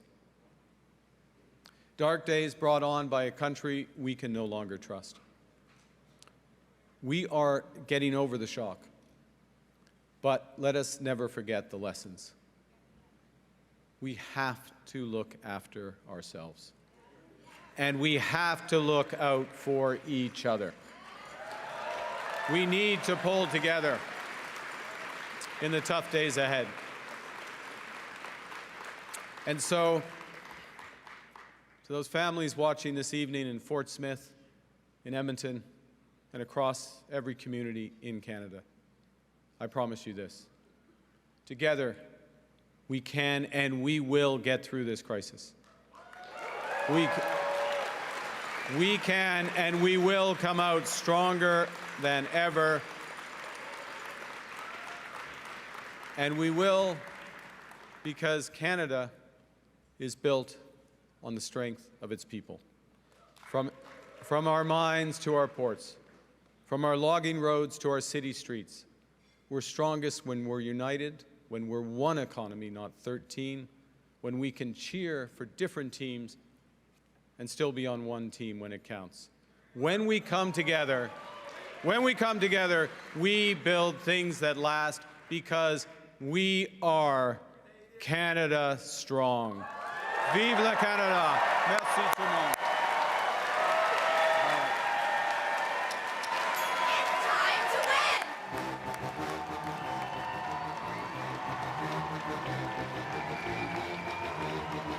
All right, that is Mark Carney, the new Liberal leader and Prime Minister designate, with an overwhelming victory on the first ballot of 85%, giving his first speech as Liberal leader and Prime Minister designate, appealing to Canadians, attacking Pierre Poilievre, saying that he would not back down to Donald Trump, and compelling Canadians to pull together in this moment to get through this crisis.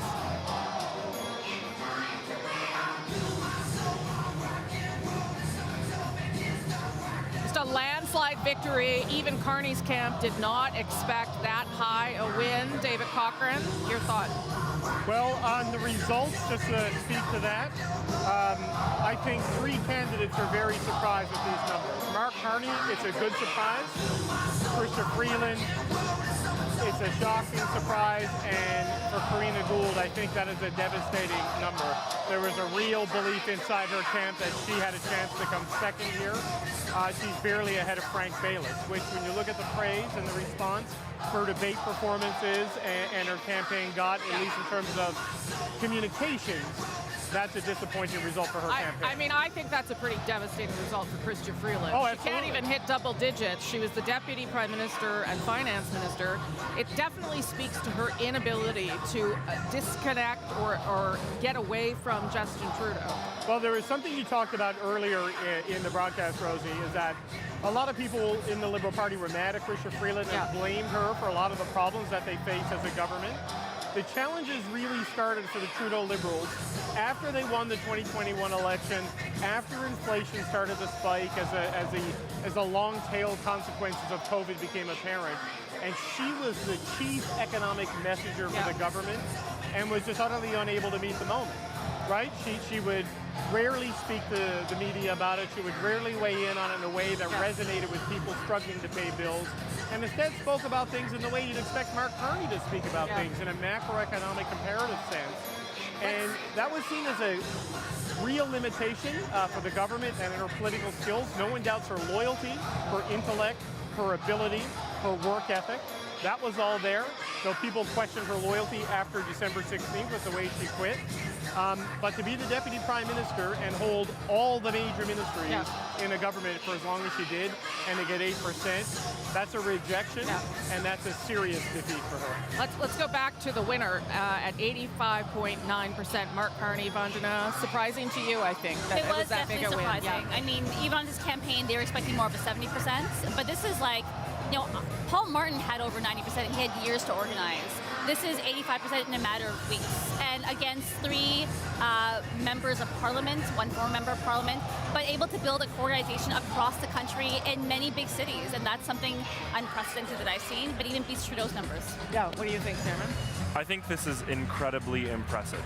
To pull off this, and also I'm quite surprised by how high this number is, to pull off this landslide victory for someone who's not within the party, who in a period of barely 2 months has built this nationwide massive fundraising. Like, the fundraising is extremely impressive for the Liberals right now, as is the tens of thousands of people he's brought in.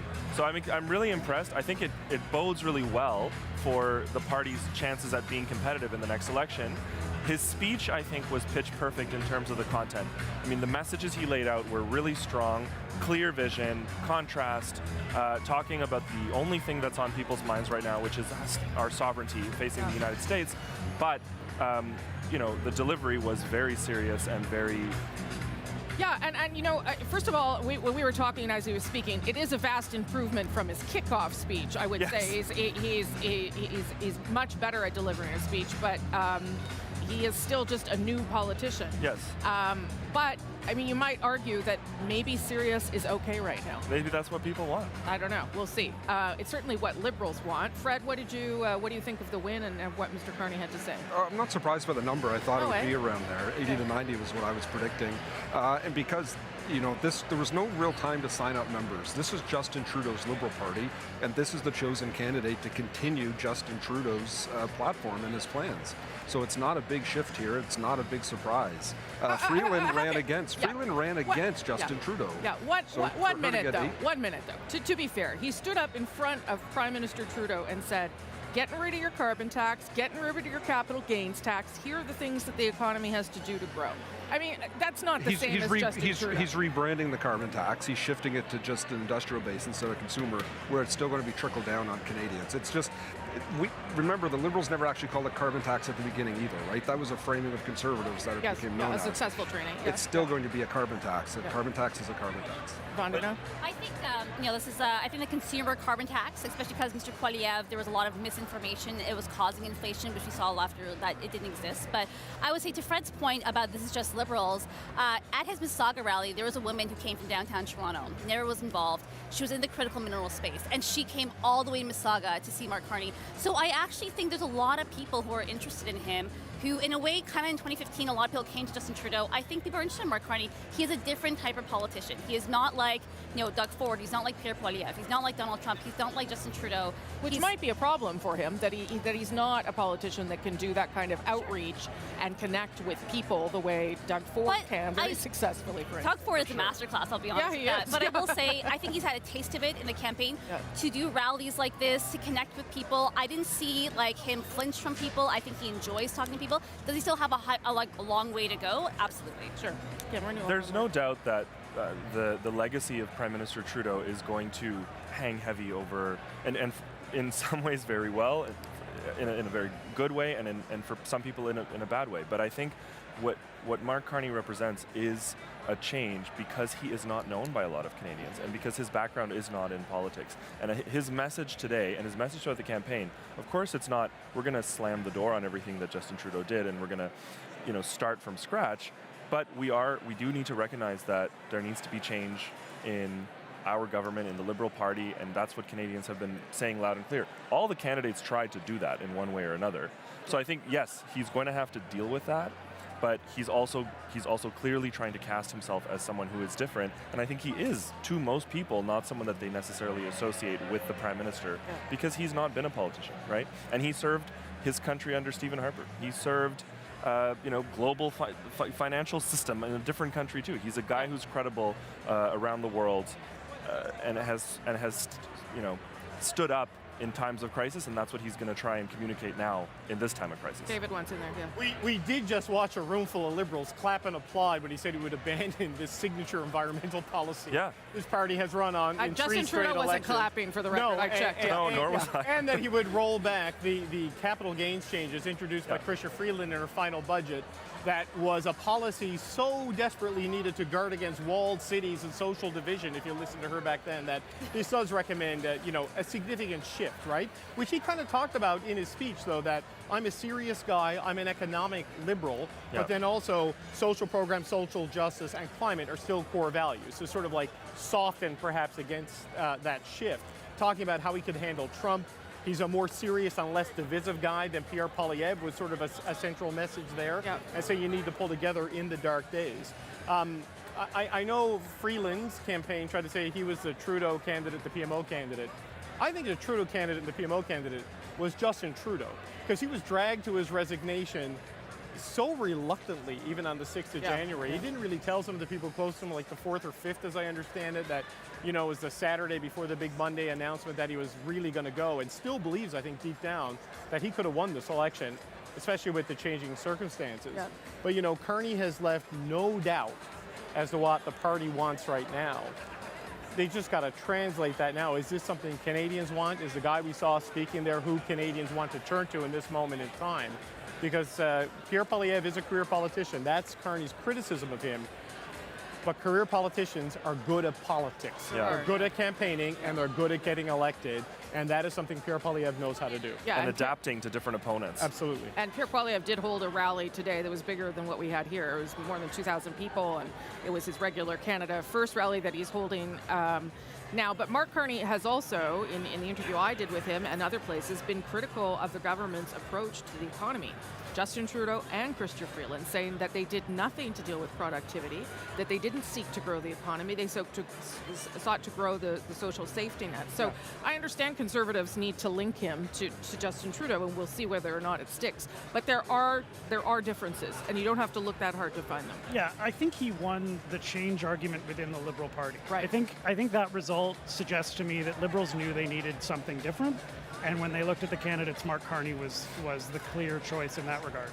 The larger change argument that Fred's talking about is the one to come in the next election. And I think that is going to be interesting both for Mr. Carney to navigate, but I think it also, you could see a bit of it tonight, I think, from Mark Carney starting to put that back on Pierre Poilievre. Talking about childcare, talking about dental care, talking about pharmacare. Climate change. He would let the planet burn. Exactly. If the argument is change, which is what Pierre Poilievre is saying, I think the message from Carney tonight is, well, how much change? Are you going to get rid of these things? Because that's where you start having arguments. Yeah. I think within the Trudeau, within the Trudeau PMO, there was a long-running gag about, passing the first real test and how often this was said about Justin Trudeau. I think you saw tonight a decisive passing of the first test for Mark Carney. I never would have guessed. I'm not as astute as Fred. I never would have guessed that he would have gotten over 80%. But now he's just sort of given himself an opportunity. The ghost of John Turner is hanging over this, who replaced a previous Trudeau and led in the polls and went directly into an election campaign, and the PCs won the largest majority they've won in 50 years. So that's still to come. But for tonight, this is as good a victory as you can get. Yeah, but it'll be very short-lived. You're right, because the next things that have to happen, things that we know have already started, transition. Janice Charette, the former clerk of the Privy Council, is helping with that on the political side, helping to advise who should be in and out of PMO and who can get there. And then the cabinet, how quickly does all of that have to happen to reassure Canadians that he's going to be sworn? He has to be sworn in too, and that he's going to be on the job to deal with some of these issues that he rightly says are very worrying to Canadians right now. Yeah, I think I'm not sure how big of change in cabinet at this point he'll make. Yeah. I do agree, and Fred might get his soon election, and I think it works in the benefit of Mr. Carney. People don't know him very well. He's just off a super good high. Like, why wouldn't you go to the polls within the next 2 weeks, right? You're not going to do a throne speech and bring Parliament back. And there's a number of things that can go wrong. So, why wouldn't you just go into a campaign when your things are going well for you? I think on the big players like Melanie Joly, Dominic LeBlanc, I think change at this point would be detrimental. I think they need people that already have relationships with the Trump government and the administration, that already can have a conversation. So I think he needs that. Will other people move? I don't know if there'll be a lot of movements on You'll big probably files. get rid of some jobs. Yes, I think this is not to be rude, but you could. Oh, for sure, and I think a smaller cabinet is where he'll hoping just a little signal that change. Yeah. Can we get the champagne video queued up, you guys? Just because I saw what he said now, so now I'm more interested in hearing from him. Cameron, how quickly do you think he will get sworn in cabinet? It'll be a matter of days, I think it's a matter of days. I think Janice Charette, who you mentioned, is leading on this transition, is an excellent person to be doing this and to be advising. They'll have to do it very quickly. Again, a reminder to everyone. I mean, Canadians, I think, probably care about one thing more than anything else right now, and that is, can you show us that you're serious and stable and competent and able to manage the Trump relationship and the threats that we're facing right now? And that is going to be his and his team's probably only priority over the next few days, is to demonstrate that, while the opposition is going to try and show very quickly, destabilize him and say, these guys are not ready. And so that is the battle that's going to play out in the next few days, and it's high stakes, obviously. So I think, to answer that question, it's quickly, stability, not that much change, and probably an election soon. Okay, we do have some of the tape of the Minister François-Philippe Champagne, who was speaking to our Ashley Burke, I believe. We'll play that for you now as we try and get some more people on the floor. Take a look. Well, listen, there's a clear winner. The nation is going to be united. I must say this is one of the best speeches I've heard in a long time, not only for Liberal, but for Canadians. This is about the future. This is about us being strong, sending a strong message to our American friends as well. And I think it's time for a reset in Washington and how they engage with Canada. We're going to be strong, we're going to be bold, and we have a leader who inspired the nation. Were you surprised by the results? I mean, it was a real landslide. Karina Gould and Chrystia Freeland didn't perform, I think, in the way some people realize. I think, the message is clear, is that that's the kind of leader we needed at this moment in time for the history of our country. We're facing unprecedented challenges. The world is watching. Mark is going to come on the world stage. We already have a plan for the first few days. We're going to roll this thing. We're going to build. We're going to invest.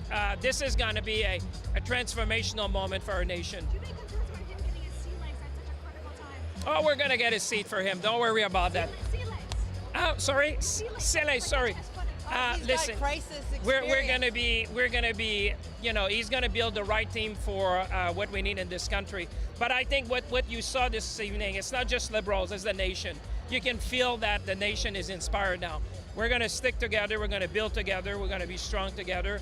That's the Canada I want, that's the Canada Canadians want, and we're going to be there. Would you support an early election call? Do you think we should have a spring election? I think we've said we're going to go to the poll to get a strong mandate fairly quickly, so that we can have not only the team, the Liberal team, but the whole Canadian team with us.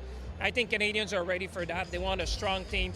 When you have turbulence, you buckle your seatbelt, you say, let's do the job, the pilots and the co-pilots do their job. We're going to be doing that for the nation. You're going to see things you've never seen before. We're going to build, we're going to invest in the Liberal Party.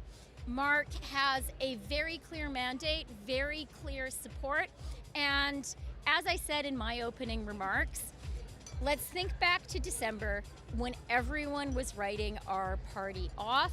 Our party now is in an excellent position to fight and win in the next general election. We must and we will beat Pierre Poilievre. Mark has a very strong mandate and support of the party. He has my support. C'est une raison. Aujourd'hui, le Parti libéral est plus fort que jamais. En décembre, on dira que c'est le fin du Parti libéral et que les conservateurs vont and that the Conservatives would necessarily win an election. But today, it is now clear that we will win. Mark has a very strong mandate. He is supported by Liberal activists across the country, and I'm absolutely certain that he will win. And we will all work to make sure that happens. Oui, absolument. Oui. Yes. Are you prepared to be in Mr. Carney's cabinet?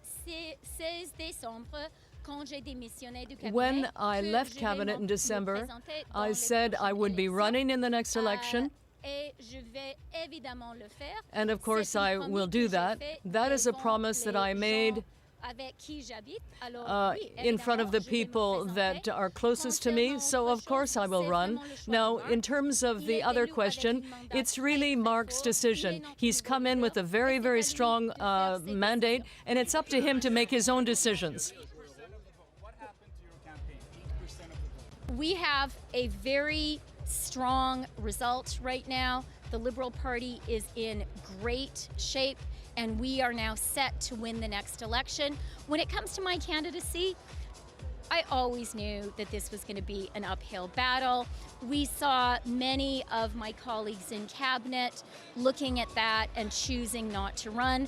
I do want to congratulate my colleague and friend Karina Gould for throwing her hat in the ring. For me, I am really glad that I ran. For me, this campaign has been a lot of fun. It has been a personal liberation. It's been an opportunity for me to really talk about and lay out plans on the issues that are the most important, to be very clear that we have to be united, strong, and smart in fighting Donald Trump, and to lay out a plan that I hear actually the whole country accepting. That is great. To be clear that right now there is a fight between dictatorship and democracy in the world, and that we also need to stand up to That is Chrystia Freeland, who placed second in this Liberal leadership race, giving her thoughts, saying she will run again and she would be willing to enter Mark Carney's cabinet. For viewers, though, watching on CBC Television, we'll return you now to your regularly scheduled programming. Coverage of this event continues on CBC News Network and streaming wherever you get CBC News Liberal Leadership 2025. Et c'est pourquoi j'ai lancé ma campagne au Québec, et je suis tellement contente. And I'm so pleased this evening to see that we are all united. And finally, it's important for young women and girls to see women throwing their hat in the ring, taking a risk, putting their name on the ballot. I'm really glad to have done that, and I am really glad to be able now to support Mark, who has been elected with a very strong mandate as leader of our party, who will win the next election. I'm going to do everything I can to help him. Merci beaucoup. Okay, that is Chrystia Freeland. Chrystia Freeland there speaking with her 3 children, flanking her, talking about how she will run in the next election, how she is willing to enter cabinet if Mark Carney chooses it, that he has a strong, clear mandate, and that the party is now in an excellent position for an election. She says they're set to win in the next election. The points that I'm not sure I've heard her say, I'm not sure I agree with, I'll say, is that she went into this thinking it would be an uphill battle, that she was glad she had the opportunity. I don't think they went into it thinking it was an uphill battle. I am, from conversations I've had with Chrystia Freeland's team, they went into it thinking that this was going to be a knock out of the park opportunity for Chrystia Freeland, that she had, stuck a knife in Justin Trudeau. She had positioned herself as different, and she was the person to meet the moment. So, Yes. You could say what you want, I guess, if you've come in second, but that was the expectation for her going in. The line you kept hearing, Rosie, is that she was uniquely qualified to meet this moment, right? And that, to be fair, true. She has taken on Donald Trump. Yeah. Absolutely. Yeah. And but on the other side, with Mr. Carney, he is the only person in the history of the world to have been the central banker of 2 G7 economies, the Bank of Canada and the Bank of England. That is historically unique, not just self-described as unique. No. Now, only foreigner to be the governor of the Bank of England. Right, and he's also the first prime minister who have never held elected office of any kind. He's held public office, like he has been vetted, as the governor of the Banks of England and Canada, but he has never been tested in an electorate, with the exception of this internal Liberal race. So Liberals have had their say. Now the broader Canadians will be asked to have their say. On the question, though, that Chrystia Freeland was asked about whether she would serve in the cabinet, and she said that is up to him. Of course it is, as a person who's going to be the prime minister, but it is especially true when you get 86% of the vote on the first ballot. You owe nobody anything. Oh, that's right. With a victory like this. Now, he has been magnanimous and saying that he wants them all to be part of the team and going forward, and thanking the people who bowed out of this race to stay in cabinet, like Mélanie Joly and Dominic LeBlanc, which may have changed it. But a result like this, and a margin like this, and numbers like that, and money like he's raised, he can call his shots, because there's no rival camp to worry about in a statistically meaningful way. Let's go down to Ashley Burke on the floor, who's with Karina Gould. Ashley. Start on to you. Hi, Rosie. I'm here with Karina Gould, and here with Karina Gould right now, Canada, obviously, in this election. I was in the I was in the crowd when the results were read out, and there was a very audible, like I saw people around me were disappointed, and I heard them. What was your reaction when the results were read out, third place? Well, I mean, look, I'm super happy with the campaign that I ran. I'm very proud of the team that we built and the momentum that we built across the country. And at the end of the day, look, we chose our next leader tonight, and we are united Liberals, and that's something that is really important. And now it's our job to stick together and to take this fight to Pierre Poilievre. You got 3.2% of the vote. Frank Billis got 3% of the vote, so that's about 750 vote difference. Why do you think more people, since you were targeting the grassroots, came out and voted for you? Look, I mean, I'm not sure, but at the end of the day, like, we are here united, and our job now is to make sure that we are focused on the important task at hand, which is fighting this next election, standing up for Liberal values, building a strong economy, and supporting Canadians against the fight against Donald Trump. So, look, I'm excited about the conversations that I've had across the country, and my message is to everyone who I had a chance to speak with, who believes in me, is that I'm going to make sure that I continue to bring up those issues that you care about. And that's the good thing about our party as Liberals. You know, we are a big red tent. Unlike the Conservatives, we can have that diversity of views and that debate, and that's something that makes me proud to be a Liberal. Will you run again in the next election as an MP? Oh, absolutely. Yeah, no, I announced that a number of years ago, and to the good people of Burlington, thank you for electing me 3 times, and I hope I can count on your support again in this next election. If your party does win in the next election, what kind of role do you want to play in that government? Well, look, we serve at the pleasure of the Prime Minister, and so if there's an opportunity, of course, you know, my commitment is to Canada, and if that's a decision that is made, I'll be happy to serve. Do you want to eye another leadership run? I don't know if you're thinking that far ahead yet, but... I mean, let's focus on today, right? I mean, I think right now we have, you know, a very clear mandate from Liberal members as to the direction they want to take the party. And, you know, I respect that and I'm excited about doing this. You know, in my opening remarks tonight, I talked about no matter what the outcome is, what's important for us as Liberals is to be united and to be focused on what matters to Canada right now. And what matters to Canada right now is standing up to Donald Trump, protecting our economy, protecting our jobs, protecting Canadians and our way of life. And so my commitment to Canadians is to do just that, and as a member of the Liberal team, but most importantly as a member of Team Canada. And just lastly, you know, how quickly do you want to see an election? Oh, well, that's up to the new Prime Minister to decide. And what I've heard from him, and it's a feeling that I share, is that we have to make the decision that is right for Canadians at the time. And so we need to see where we are. But I have full confidence that he'll make the right decision. Thank you. That's Karina Gould, one of the candidates here tonight. Great, thanks. Thank you so much, Ashley Burke. We'll go back to the floor. Rafi Boudjikanian is with the Public Safety Minister, David McGuinty, who has been very busy on the Trump file. I'll turn things over to Rafi. I'm with Public Safety Minister David McGuinty. He was supporting Mark Carney. He must be happy today at this result. Minister, how are you feeling about the future of the party? Well, I think the party's very strong tonight, very united. An 86% vote result is a very powerful sign that we're rallying behind a strong leader. Canada's strong. Really, Canada's strong. That's where we need to be right now, given the situation that we're facing. So I'm obviously very pleased.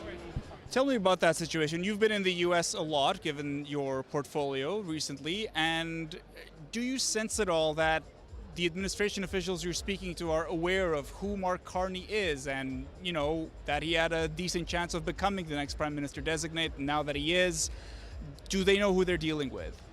Yes, I believe they do. I think Mr. Carney's background is so filled with real experience and credibility. They know exactly who Mark Carney is. He's been around the United States and Canada and the world for a long time. He's going to bring a very disciplined, steely approach to Canada's negotiations and finding our way forward with the U.S. And I think we are finding our way forward with the United States right now. Certainly in the portfolio I hold, public safety, we continue the dialogue. We continue to make progress. We continue, the lines of communications are open. So I think right now, what we're looking at here is a united Liberal Party, and frankly, it's time for an election. I understand you say they're familiar with him. Nevertheless, it's also true that U.S. President Donald Trump just a couple of days ago posted something like Justin Trudeau is trying to cling to power. So has that message just not gotten to him then? I can't really comment on what the President is tweeting or not tweeting. What I do know is that all of the investments we've been making, for example, on the border, have been very good for Canada and good for the United States, making our communities safer on both sides of the border, fentanyl and otherwise. So right now we have a situation where the Canadian people are concerned. and they want to make sure that we bring a very disciplined, balanced approach to our relationship with the United States, and they want us to look elsewhere, find new markets, keep us strong. Canada's strong, very much so. So I think that we're in a very, very strong situation here this evening with Mr. Carney, and I look forward to taking this out to the Canadian people. And you mentioned an election. How quickly do you think Canadians head to an election now? That's really up to Mr. Carney at this stage, but I think that what we're seeing here tonight is a movement that's very powerful. It's not only in this room, of course, it's around the country. And when you build such a strong leadership campaign with 86% results like this one is, in fact, you've sown seeds around the country. You've got hundreds of thousands of people now ready to be mobilized to work to bring a Liberal government. I think if we work hard enough to earn the trust of Canadians back into power. Okay, thanks very much for your time, Minister McGuinty. Thank you. Okay, that was Public Safety Minister David McGuinty, another person, another Liberal, calling for an election very quickly. So that'll make one person here very happy, Fred Delory. Before I let you all go for the evening, last thought from you. I mean, it does sound like that's where we're headed, an election pretty fast. And I checked on Google Maps. It's still 7 minutes to Rideau Hall from here. We can do it right now. I'm sure the Governor General might be asleep. We don't know. At this hour, I hope she's watching us right now and probably getting ready to answer the door.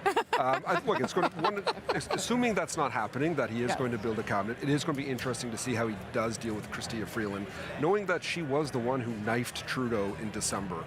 She caused all of this, and will you put someone like that in cabinet, knowing that Dominic LeBlanc, Mark Miller, Melanie Joly, Trudeau loyalists are sitting around that table too? What is that dynamic going to be like? So I think that's going to be interesting to see how he goes through that. Yeah.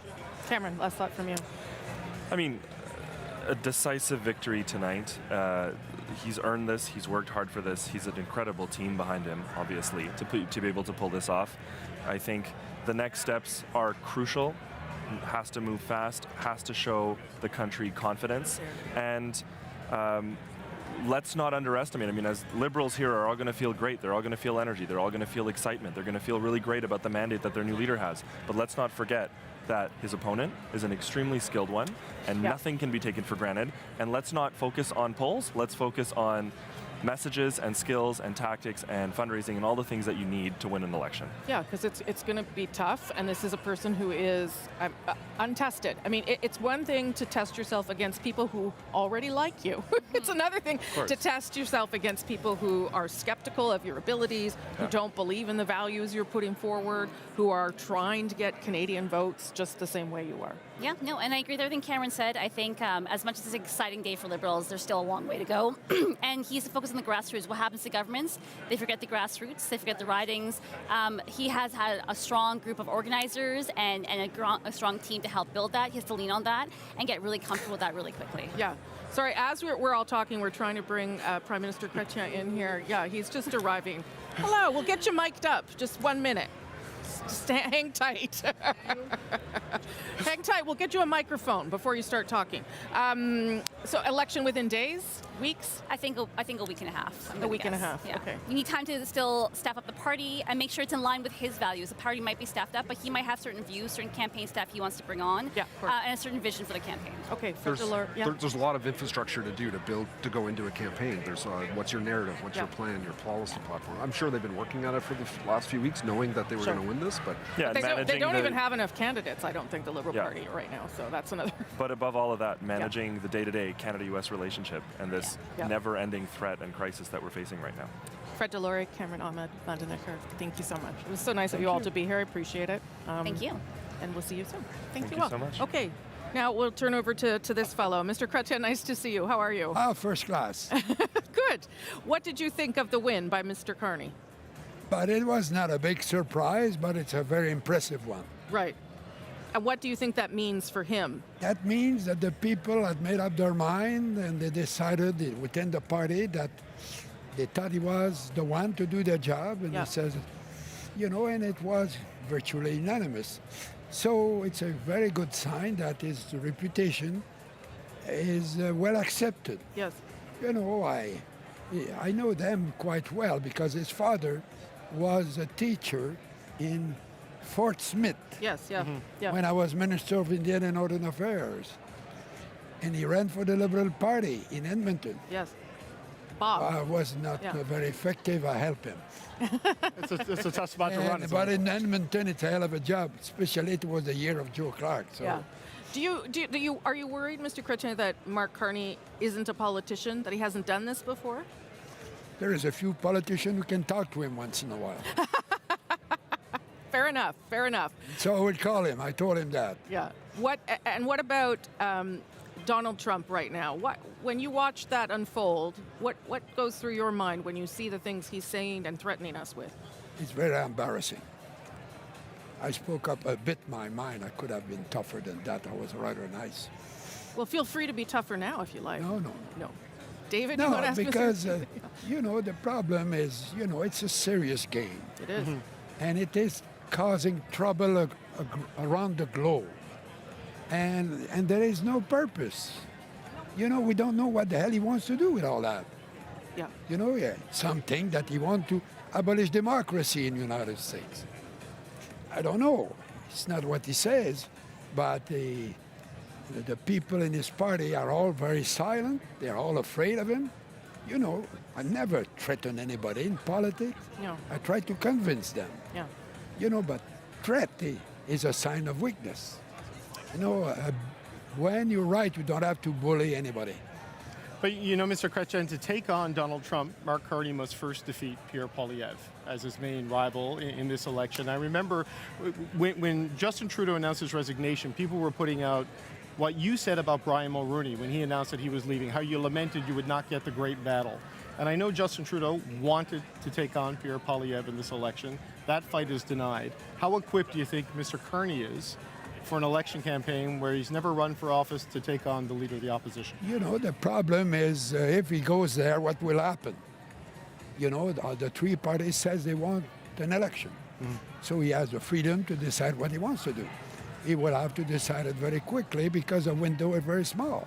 But for the campaign, how do you think he'd stack up against Mr. Poilievre in a debate, the day-to-day? They said that we didn't have enough campaign time for this campaign, and it was a huge success. Today, with the communication of today, you don't have to go in all the ridings across the land, as I had to do. I travel all the land. I have more rubber chicken in the body than anybody else. And because I went to all parts of Canada, they don't have to do that now with the communication we're having. Are you surprised at how the polls have turned since Mr. Trudeau announced he was leaving? I told a lot of people when it was coming up, I talk about my own case. I was 22 points, something like that, ahead of Brian. He quit. Kim Campbell arrived. She moved ahead of me within weeks. Yep. My party was all nervous. I used to call them, you're a bunch of nervous Nellies. You remember? I do remember. And after that, I said, she's a shooting star. And after 2 months, I said, she has a summer job. And that's exactly what happened. By October. But doesn't that worry you for Mr. Carney then, that this is maybe just a No, because boost? No, it's not the same. Okay. Because he is known and he has experience, and the people knows that he is, and he's not an inconnu.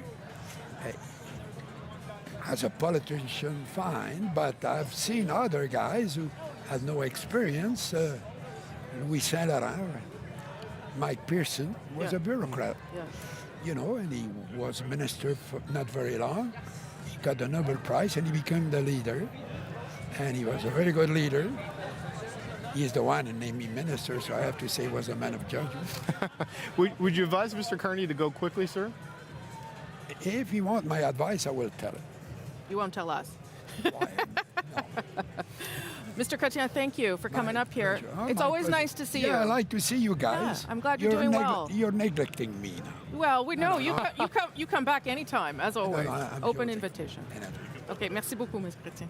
Très apprécié. Jean Chrétien, the former Prime Minister of Canada, 91 years old, can't even tell. I was one of the people who gave a speech here to thank Mr. Trudeau and encourage Mark Carney. We're going to bring that issue back in for a moment, but we're just getting them all mic'd up. This is live TV. This is what happens. You get everybody sorted and get them in and out of their spots. Okay, if you are just tuning in, we are wrapping up our coverage here of the Liberal Leadership Convention of 2025.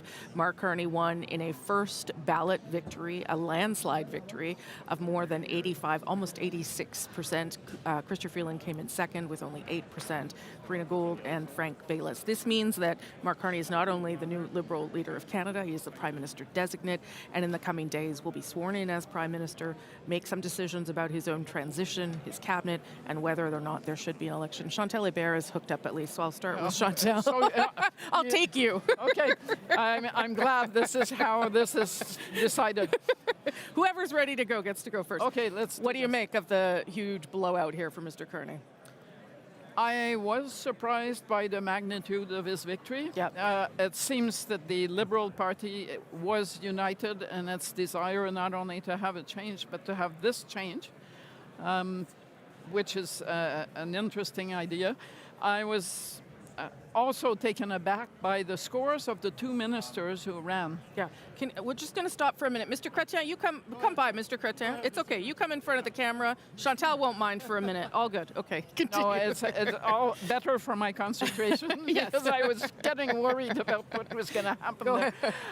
Photobombed by Yeah, that's right. That happens. Yeah. 8% for someone who is the number 2 in the government is a stunningly bad result. What it means for Chrystia Freeland is basically if Mark Carney wants her in cabinet, she cannot negotiate her post because she has nothing to bring to the table, including the fact that she lost her own riding in the process.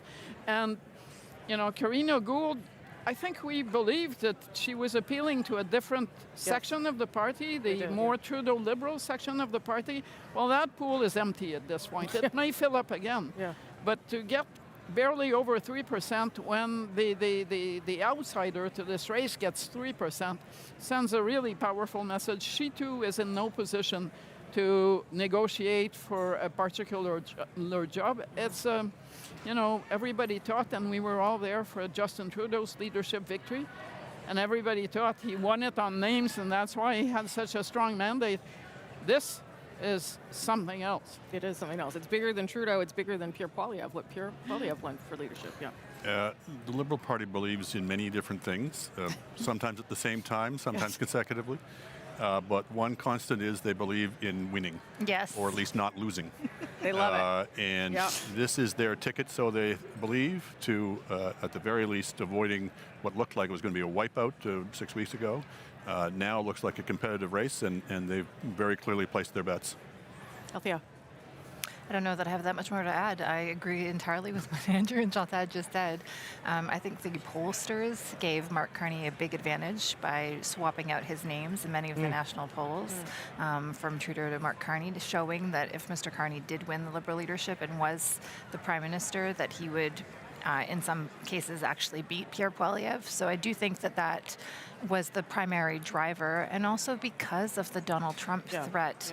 You know, you may want to vote for Karina Gould because you believe in that far left, centrist, left, however she wants to describe herself, more progressive version of the Liberal Party.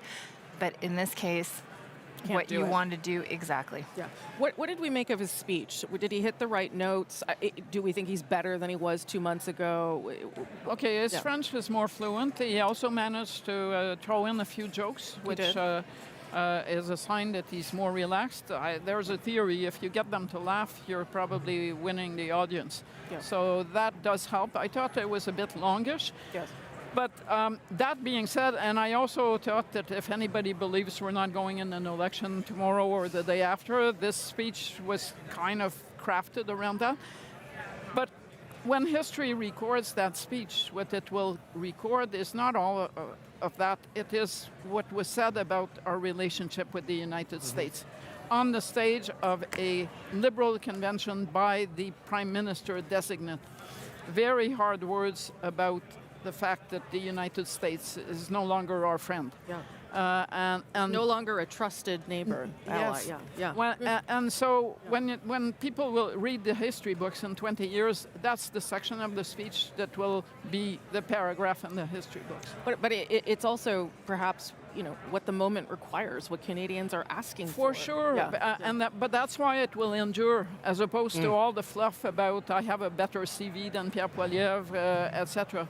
I think Mr. Poilievre, though, needs to worry about the fact that one brings more hands-on real experience versus his political experience, and probably should worry about who gets into that cabinet and whether there are outsiders joining this government who bring the war cabinet idea to life. We'll know that soon. Yeah, because we are hearing that is a possibility, certainly, Andrew. I was struck by two things. One is how often he referenced not Donald Trump, but the Americans, the United States. The Americans, we're going to keep our tariffs until the Americans respect us. The Americans want our water, our resources, et cetera, our land. It's a country that I think it was another thing where he refers to a country, I don't have it in front of me, but that's interesting. And the second thing was how brutally he went after Poilievre. Yeah. To say that he worships at the altar of Donald Trump and will kneel before him is pretty emotive language. I think it suggests that if you think this is going to be the technocrat talking about, we're going to adjust tax rates in this election, it's going to be a brutal election. Yeah. He said this is not leadership about Poilievre, this is ideology. He talks about anger, not action, division, not strength. You can see what he's trying to lay out there in terms of what he can take advantage of. So I can just say one more point. I think what the Liberals are going to do is they're going to try and take votes from the Conservatives and the NDP at the same time. Yeah. From the Conservatives, they're going to be emphasizing we're getting rid of the carbon tax, we're getting rid of the cap gains tax, I'm going to put more money in your pocket. Meanwhile, they're going to try and scare the bejesus out of New Democrats by saying that Pierre Poilievre is going to sell the country to to the Americans. And they have, so far. Yeah, Althea, last word to you. I thought it was interesting that right off the top, he struck about the vulnerabilities that the Conservatives have attacked him on, repeating that he's going to get rid of the consumer price on carbon and the stuff about housing. And then I think there was two important messages. One is the contrast with Pierre Poilievre, but on the ideology side, what he's pitching to you might sound good, but I actually know what I'm talking about. Yeah. So I thought that also addresses perhaps a vulnerability that we'll see in the campaign, which is Mr. Carney's not necessarily as quick on his feet. He may not be necessarily as good in the debates, but he kind of explains the fact that he's not a politician because I'm an expert in this field. Right. The other part was the focus on the United States. But as we all need to be united together, the United States is very divided. We don't want to be like the United States. Yeah, that was and so it's almost like Mr. Carney is wrapping himself in this idea that I'm the unifying candidate and we all need to vote for me so I have a strong mandate against Donald Trump. Again, I don't know if it's going to work, but it's interesting that they're already trying to carve out these messages. Just quickly. But that is the only way that the Liberals pull this off. Yeah. Is to say we are facing an existential threat and we need a strong mandate. Yeah. And because people are a little more scared of change than they were 2 months ago, it might work. Okay, you will all be back with me on the National. Thank you for being here. Nice to see you all in person. Final thoughts from both of you, about 30 seconds. Yeah, look, I think what makes this election, what makes this moment so hard to predict is that it is so unprecedented. You can go back to comparison points and say, well, John Turner, had his moment and then it fell apart. You can look at Michael Ignatieff, which I have done, and say, someone who came in from outside of politics, like Mr. Carney, and it ended badly. First of all, I think to Mr. Carney's credit, he's already shown himself to be a better politician, with all due respect to Mr. Ignatieff. But that said, what defines this moment is Donald Trump, and that is now sort of the basis for everything. And you can see Mark Carney trying to make the argument that not only is Pierre Poilievre something like Donald Trump, but I am the person who is uniquely suited for this. And I think the degree to which he can represent that and sell that to Canadians, and the degree to which Canadians are willing to agree with that, is going to define the next 6 weeks to 2 months. I thought it was interesting the way Mark Carney talked about not just people's fears and anxieties about the United States, but becoming like the United States.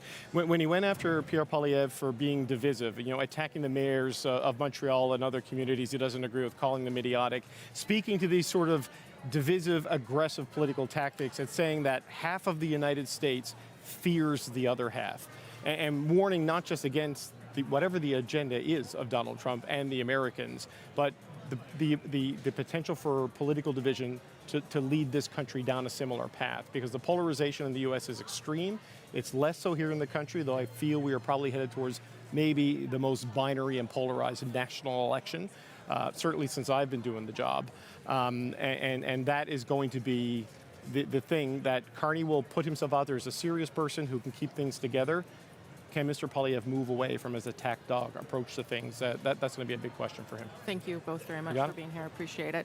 After a 6-week campaign, Liberals tonight decisively chose who they want as their next leader and Canada's next Prime Minister designate. Anyway, Mark Carney represents a new chapter for the party after Justin Trudeau, and as we've been talking about through the night, could very well mean the beginning of a federal election very, very soon. Mr. Carney will have to make some big decisions.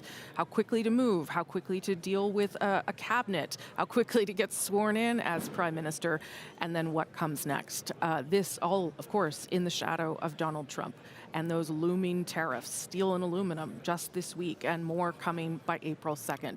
CBC News will be here with you to break down what happened here tonight, what it means for the country going forward, and critically, what it means for you. On behalf of our whole team, I thank you so much for watching. It's going to be a busy, busy political season. Hope you'll stay with us to guide you through it all. Thanks so much for watching. But tonight is about our future as a party, as a country. The next Prime Minister of Canada, Mark Carney, with 131,674 votes. And the 24th Prime Minister of Canada, Mark Carney.